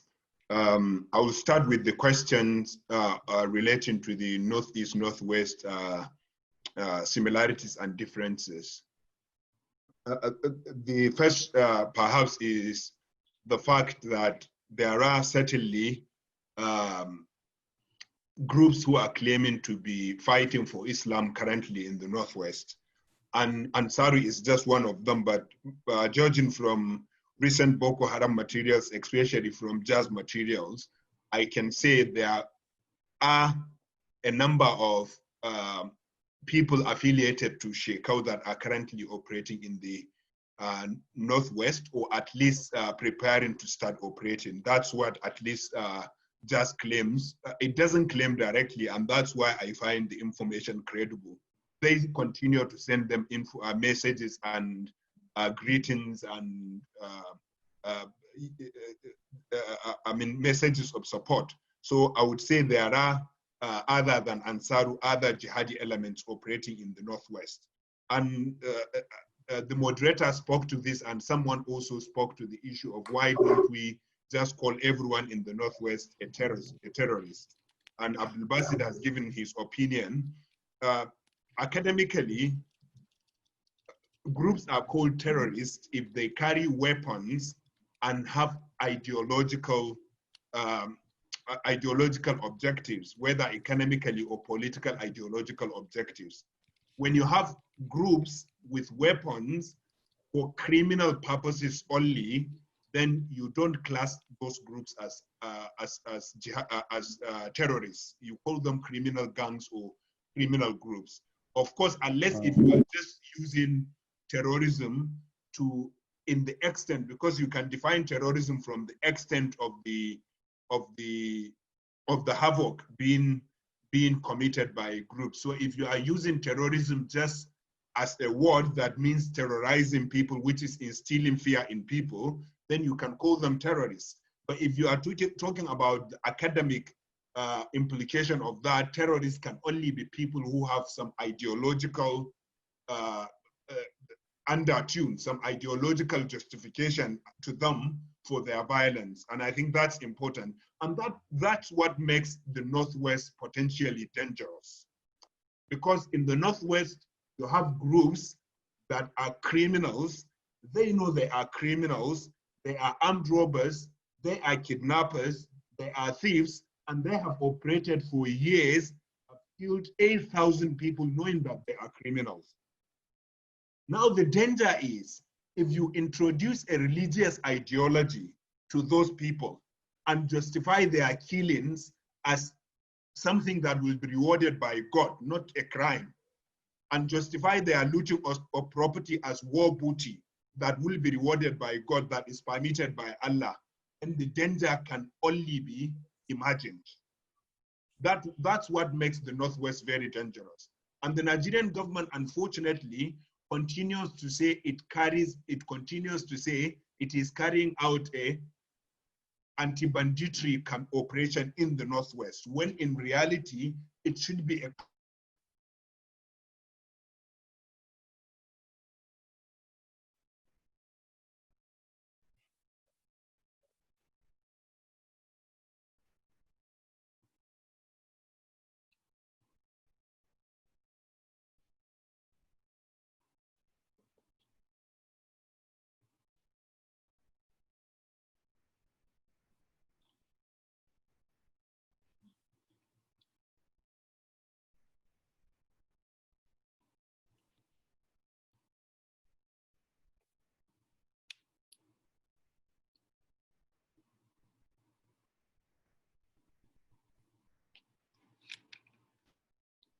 Philip, can anybody hear him?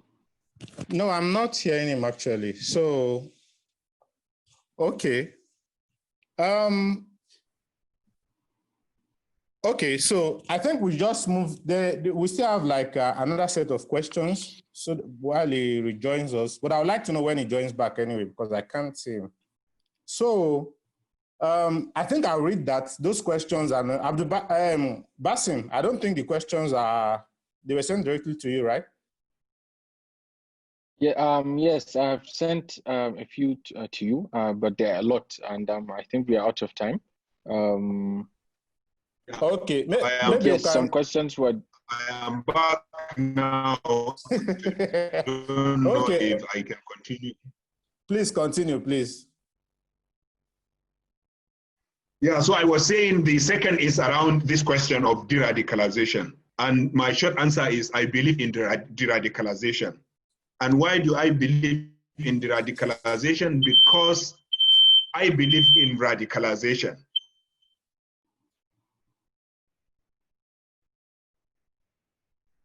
Oh. Okay. I will have to unmute him again.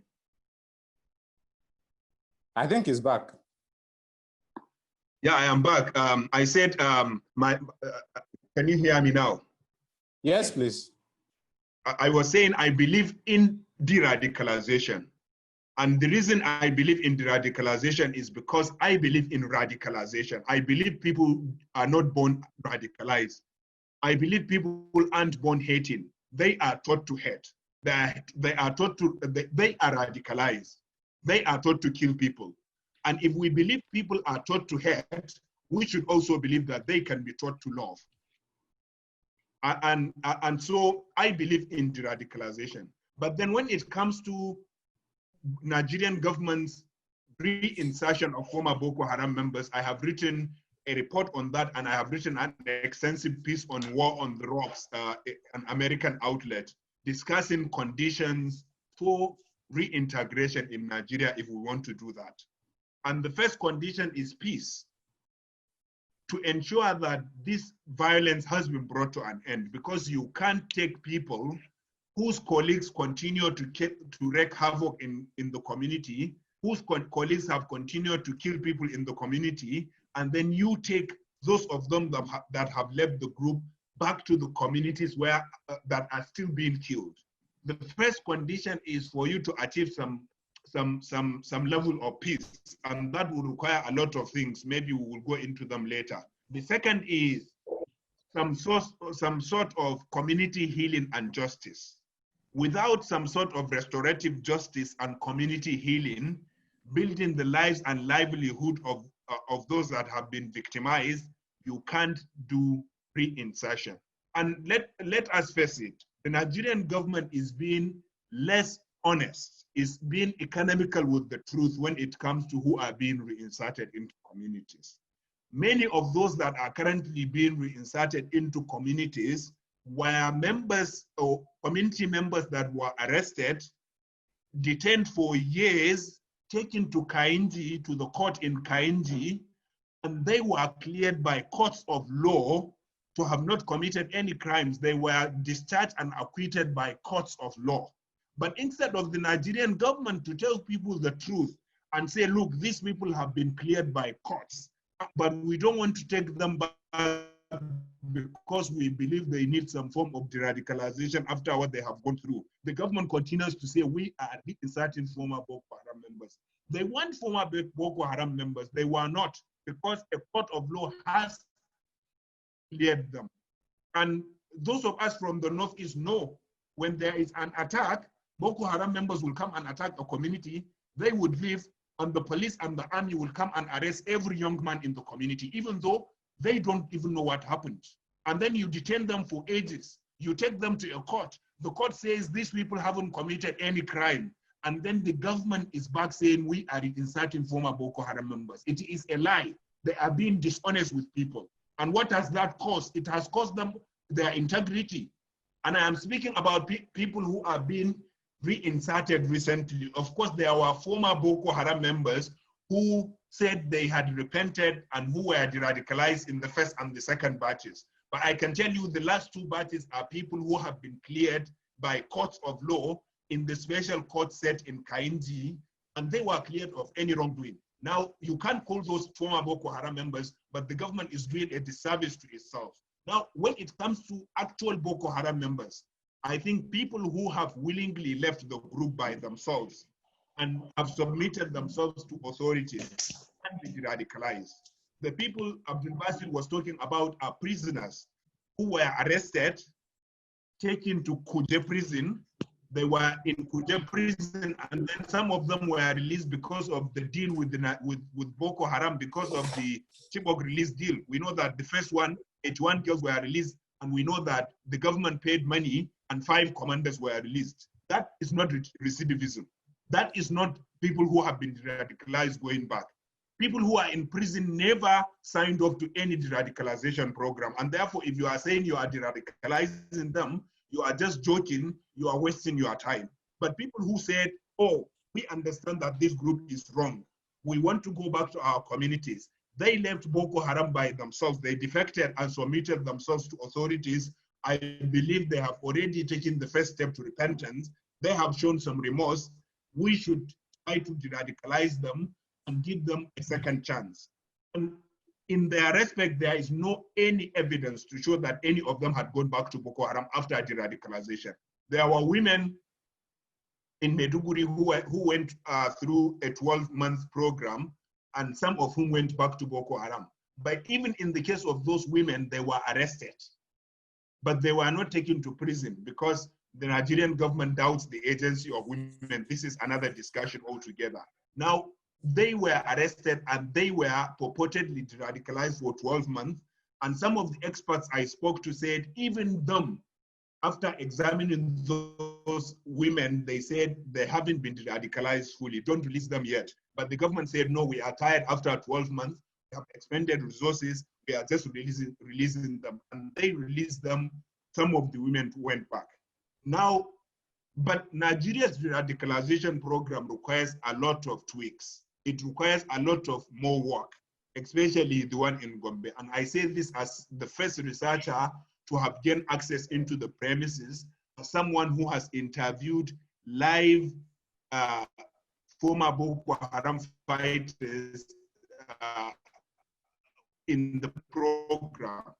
There are lots of changes that need to be made, and I have made this and for War on the Rocks. Those who are interested might read that up. On the issue of breaking the cycle in the case of children, I have written a piece, I think last year or the year before last, for foreign policy, and it is around how to break the cycle of violence, especially in the case of children who have fought for Boko Haram, but also children who have fought against Boko Haram in the civilian JTF.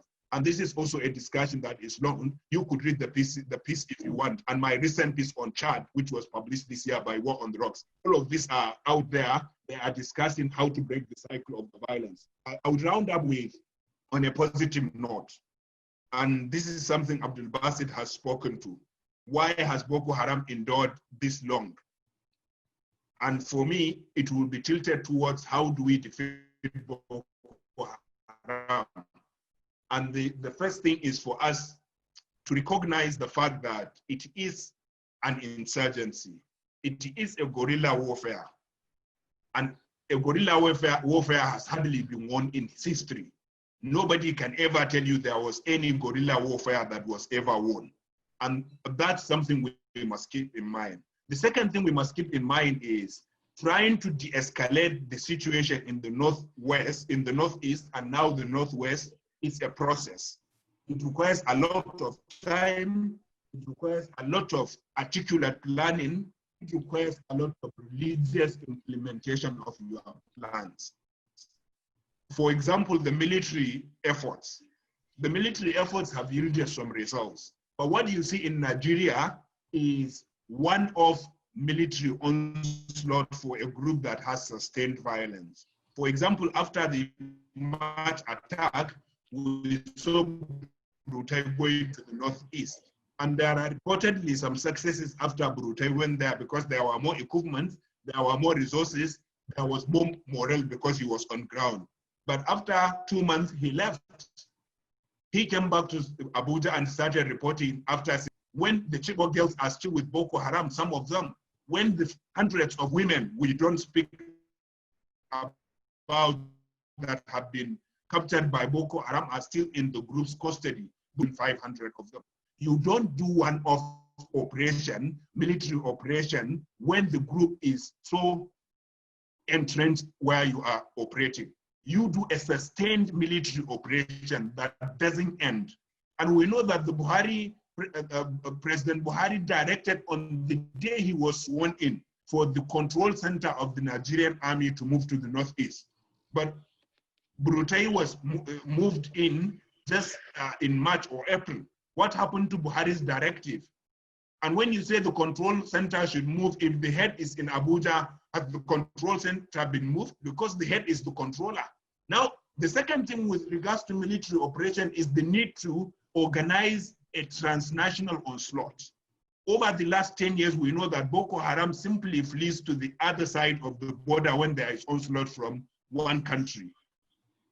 When there is an onslaught from Chad, as we saw in the last onslaught, Boko Haram simply left the Chadian part of the border to the Nigerian and the Cameroonian parts. And we know that under international law, the Chadian army cannot fight in the cannot pursue Boko Haram to the Nigerian soil without Nigeria's permission. So they came back saying, we have cleared them from our territory. But we know that they fled to Cameroon and they fled to Cameroon and Nigerian territories. And so if you want to flush out Boko Haram, these countries must come together, articulate a plan, and start an onslaught all together so that Boko Haram will have nowhere to hide. But even if you do that, a military solution can only do so much. You need to counter the ideology, and that's where we speak about the CVE, but also the issue of mass religious education campaign. The Buhari administration in 2017, when Dambazo was the Minister of Interior, said it was starting a mass religious education campaign in the north. Like Abdul Basit has said, Boko Haram has no legitimacy in the communities in the north. But then what you have are people who love Islam, who are passionate about Islam, but are ignorant about Islam and can easily be recruited. Now the government said we are going to do it, but it became one of Buhari's promises, one of the thousands of Buhari's promises. Now, if we want to be serious, and we have announced that we want to do this program, let's go on and do it, and let's do it well. So ideology has to be tackled, but also the socio-economic drivers of the conflict, the issues of geography, poverty and inequality, and all these things must be addressed together. You don't wait for one to finish before you start the other if you are sincere about bringing the crisis to an end. It will take time, it is a process, but it is a process that requires people to plan it and implement. And it is unfortunate that as we speak now, I don't see a lot of that planning. I don't see a lot of sincere implementation. I'll stop here shooting. Okay. Thank you very much for this. But I would just like to point out some things I think is very important from the responses I got. We're talking about education. Some have labeled it religious education. But when we look at the kind of trends that's been coming on in terms of scholarship today, decolonizing the curriculum generally, not just for those in diaspora, but also for us on the continent, what is supposed to form the content of what we're going to teach? Is not enough for us to say, let's educate them. What are we going to teach these people? I think this is what is very important for us as scholars to be thinking about, at the present moment. I think Bulama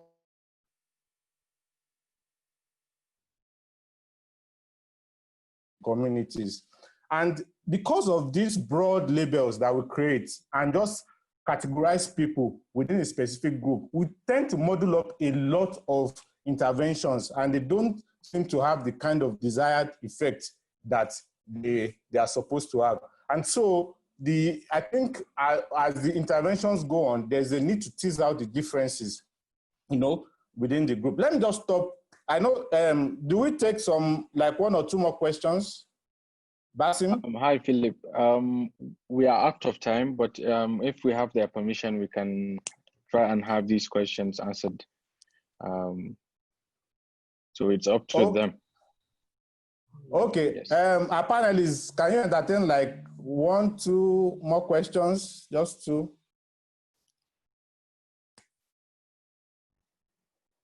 Okay. I'll just try to pick on the ones that I think are most important. Somebody, was speaking about the radicalization, of youths, the youths that are like the frame on which the sustenance of the society is supposed to be built. So we've spoken about children, but we know that the young adults in this community, in terms of the economy, in terms of access to resources, then they are also it in some form or the other. And they are the purveyors, basically, of the ideologies that we're talking about. How do we make interventions for this specific group of people? I think that's very important. Then somebody also spoke about the exclusion of rural communities who are at the margins from the palliatives that I think that's the nomenclature, the palliatives that they're sharing. They don't have access to these things, coupled with the fact that they are facing insurgency. What are we supposed to do to ensure that this works? And I think nobody touched on the question on technology. I don't know whether anybody wants to say that, because communication is something that also allow connections between these groups and helps them to thrive, I don't know whether anybody wants to say anything on that. I think we can just take those three, then we'll round off. Hello can start if you, okay. Why pick you on me, Philip? Okay, I no, because it's the third round, so it's good for you to. I see the concern with de-radicalization and the general notion about it appearing that if a government accepts to do a de-radicalization project, that it can sometimes be perceived as as rewarding violence, and the problem is that the de-radicalization project by the Nigerian government isn't very transparent. And so people don't understand the process, because in an ideal situation, a de-radicalization project is supposed to serve both the justice system and then to serve the peace effort.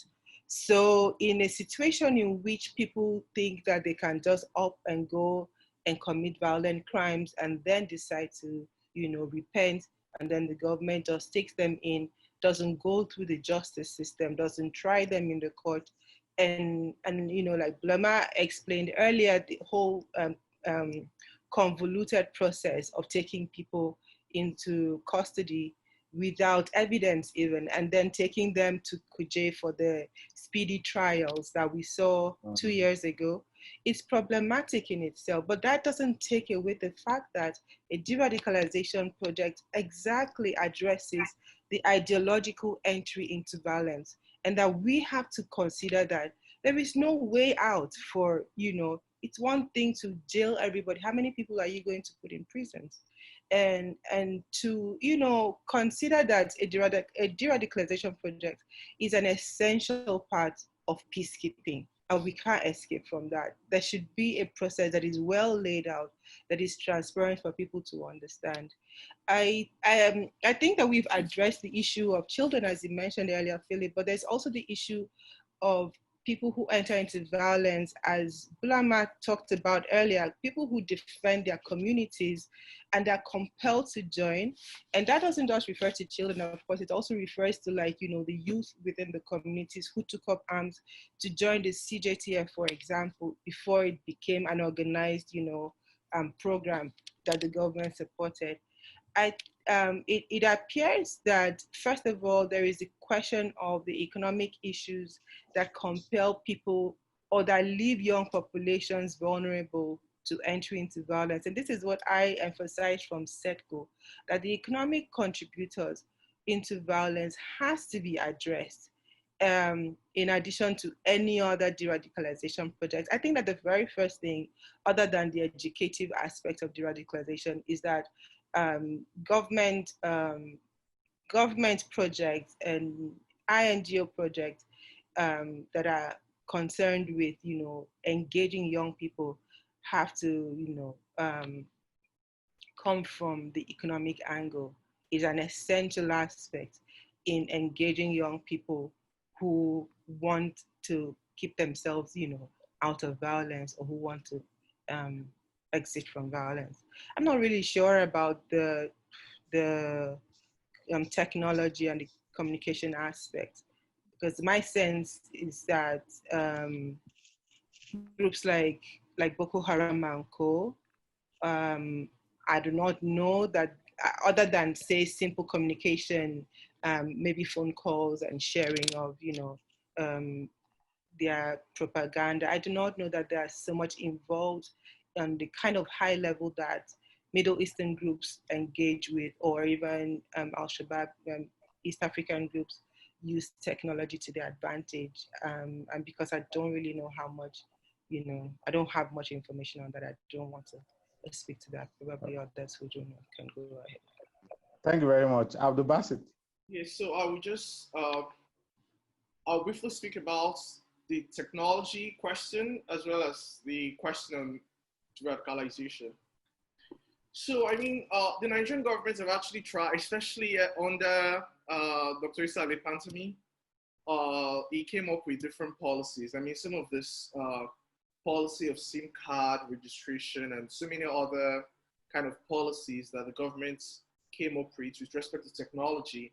The reason they came up with some of those policies is actually to curtail and curb the use of technology. I mean, to curb the logistical and operational communication of the insurgent group. I mean, I know in Northeast, I mean, I was in Northeast Nigeria between October and November of last year. And while I was there, I couldn't use my Etisalat line. I didn't know that Etisalat was not functional in most parts of the region. I couldn't use my line when I was there. So there's a lot of communication challenges. But then the insurgent groups as well, they've also been blowing up like some of the masts, the telecommunication masts as well.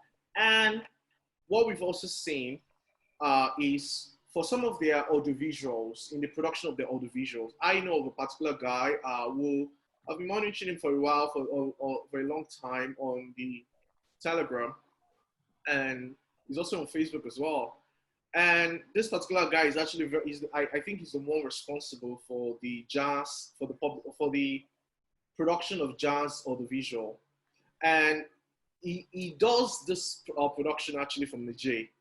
So even when you come up with some technological like policies within Nigeria, you have a situation where some of their videos and some of their communication is being outsourced to some of the other insurgents outside the border of Nigeria.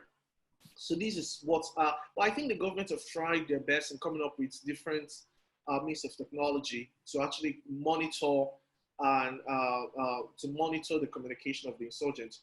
On the radicalization, I mean, the radicalization is, the government have done, they've done a lot, and my very good brother, Bulama, has also, he has spoken a lot about radicalization. What I would say with radicalization is, when crafting a de-radicalization program, it's very important to, the kind of de-radicalization program you craft for the leaders at the top upper echelon will actually be different from the kind of de-radicalization program you craft for the mid-level fighters, and it will also be different from the kind of program you will craft for the foot soldiers. That's for those who are Boko Haram members. But then you also have to consider different motives for joining the group. Even though the overarching motive is usually like religion, but there's so many other people who actually join Boko Haram, some through forceful conscription. Some of them were forcefully conscripted into the group. Some other people joined because of the abuse of the human rights abuses of the Nigerian military. So that abuse actually made them susceptible in joining Boko Haram, but not necessarily that they agree with some of the ideological flanks and planks of Boko Haram. So in crafting the radicalization program, is actually quite important to personally understand an insurgent entry point into the entire milieu, the milieu of insurgency. So if I understand that this person is a top leader in the upper echelon, there are different type of program are actually designed for the person. But I think there's also been a lot of tension as well with regards to the fact that people have been concerned about this focus on de-radicalizing and integrating quote unquote terrorists or insurgents into the society, and a deliberate, shall I say, a deliberate or a slow-paced focus on the victims of the conflict. Because so many people are still, I mean, this conflict has created a lot of memories for people. There are people whose livelihood, whose economic life, whose social life has completely been destroyed. So some of those people who are victims, you know, there's a concern that how do you balance between recuperating the lives of the victims of this conflict and also at the same time, you know, reintegrating the insurgents? Because we've seen in some cases, even though, I mean, some of those, like all conflicts in Nigeria are politicized, we've seen cases where pictures of quote unquote, allegedly ex-Boko Haram members have been served, like, you know, good meals, have been taken care of, and even human rights lawyers. I mean, Bulama is actually a human rights lawyer. Human rights lawyer like Femi Falana has also complained as well that how do you treat ex-terrorists with this so much, care, and the victims are still languishing in pain, and the victims are still. So it's a very like difficult balance to make for to achieve. So there's been a lot of concern, and I think those concerns is actually raising their genuine, because some people in the society might begin to see that perhaps maybe it's even better to become a terrorist or to become an insurgent, so that you can also tap into some of the programs, you know, just the way to relate it back to COVID. I mean, when COVID started and people started going to isolation centers, some people who were, I mean, some people, they actually went to the COVID center just because they felt like, you know, they are providing food, and the economic situation was so tight. So do we reward at what there should be some punishments for people who actually engage in crime. You know, there should be some punishment for them. You know, should they just be reintegrated into society? Like to conclude on this, it's important to also clarify, to understand the entry point. So if I understand that a person was forcefully conscripted into Boko Haram, into the group, I will be the kind of way I will approach that person will be completely different from the person who has actually played an active role, like leadership role or overseeing, attacks and all of that. So these are some questions. But in conclusion, I just want to reiterate what I said again, that I think for now, what we should actually focus more is less of theorizing, less of like writing, I would say. Even though I think writing is very good because it builds good scholarship and good knowledge, but I think there should be more emphasis on pragmatism, on actually making sure that those who are in the sphere of governance, who are supposed to implement some of these actions, that they actually do what they're supposed to do. Because it doesn't make any sense to continue to produce scholarship, publication upon publication, saying almost the same thing over and over again, and it's just no change, like on the ground. It doesn't really make any sense. I think that pressure should be, and in fact, one of the recent reports on humanitarian intervention by the CSIS, I think the report was written by Jacob Kruzga, I think that's his name. Is one of his major recommendations is putting more pressure on the Nigerian government to actually make more pragmatic actions. And I really appreciate that. I appreciate that that recommendation, you know, as opposed to constantly, you know, saying almost the same thing in different seminars, workshops, and conferences. Anyway, thank you. Thank you very much, Bulama. Yeah, on the question of technology, I think there are lots of potential for technology. And I think the Nigerian government hasn't done anything right from about when it comes to using technology to fight Boko Haram. The SIM card registration program was introduced by the government, and some people were registered, but all of us know people who use SIM cards that are not empty. We know that bulk registrations were by dealers and they sold them, and Boko Haram can easily access this. This is the first thing. The second thing is we haven't used the registration to fight Boko Haram.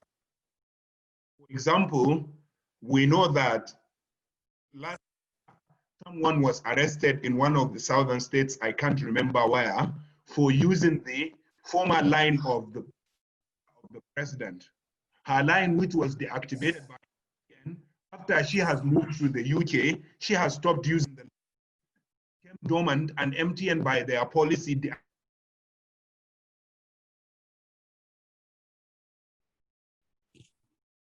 Oh, is it off again? I think so. Oh, okay. And I think we are running.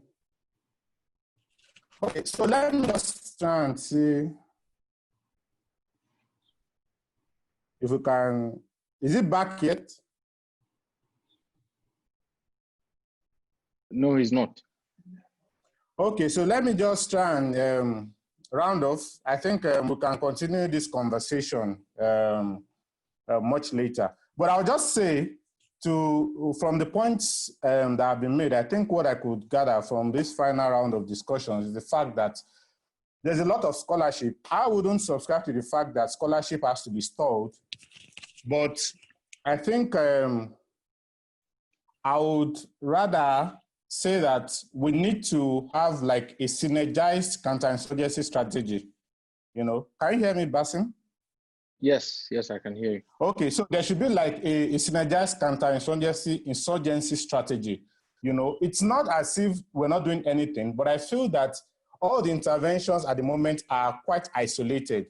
And so we don't really have the impact. It's like we're putting the cart before the horse all the time. You want to reinsert, you want to take care of people in the IDP camps, you want to take care of the communities. Everybody's just doing whatever they like. The NGOs are acting on their own, the CSOs are doing what they like. There's a lot of duplication of efforts. And I think we've been also meeting it all along to say that there should be like a synergized strategy. What is Nigeria's own counterinsurgency strategy? What are the steps that we want to take, you know, in terms of managing this insurgency? And let me hand, before I hand over to Basim, to state that what I'm saying about the organized criminal gang stuff is the fact that I don't think terrorist organizations are not organized criminal gangs. I know that there's a bit of ideology, but when you try to tease out the components of what an ideology is, then you see that most criminal gangs who have different motivations could also fit into that. Given the fact that people who are called terrorists are meant to strike terror, to create fear within different audiences, you know. So that's my own objection, because we just give names and these things lose meaning over time. Because as we say, the reality that we are studying are always emerging and evolving. And I think this is how we should also try to analyze whatever concepts, whatever nomenclature we are having at different points, so that we're also up to date with the reality of the time. So we want to thank all our panelists, Elo, Abdul Basit, Bulama, for the very wonderful and insightful contribution. Everybody has the comments we've been reading have been very, very encouraging. And so we thank you for all you're doing in terms of scholarship. We wish you the very best in your programs at your different universities. And we look forward to future interactions. So Basim, it's over to you. Yeah. On behalf of Premium Time Center for Investigative Journalism, myself, I would like to thank you all for coming together to give us your insights and valuable contributions to the cause of ending violent extremism in the north and curbing insecurity. We would like, I think we have a plan to also bring, in 2 to 3 weeks, bring security experts that are active in the war front to also come and give us their own side of the story, or what they are facing per the fight against insurgency. Thank you very much, and your contributions will be well noted, and we'll try to see if we can come up with a transcript of what has been discussed today. A video of a recording of the webinar will also be available. I will provide a link, and yes, thank you very much. And if I may, I apologize for my on and off connection. Yeah, it kept disappointing me. I think it was conspiring with Boko Haram. It happens. It happens. And maybe thank the Nigerian government. No, thank you very much for your contributions. Thank you very really much. enjoyed. Yeah, thank you. Sorry, I couldn't conclude. There could be other fora to discuss some of the issues I wanted to conclude on. Absolutely. Definitely. Thank you so much. Thank you. All right, guys. Thank you, everyone. All right. Thank you. Bye. Bye. Bye.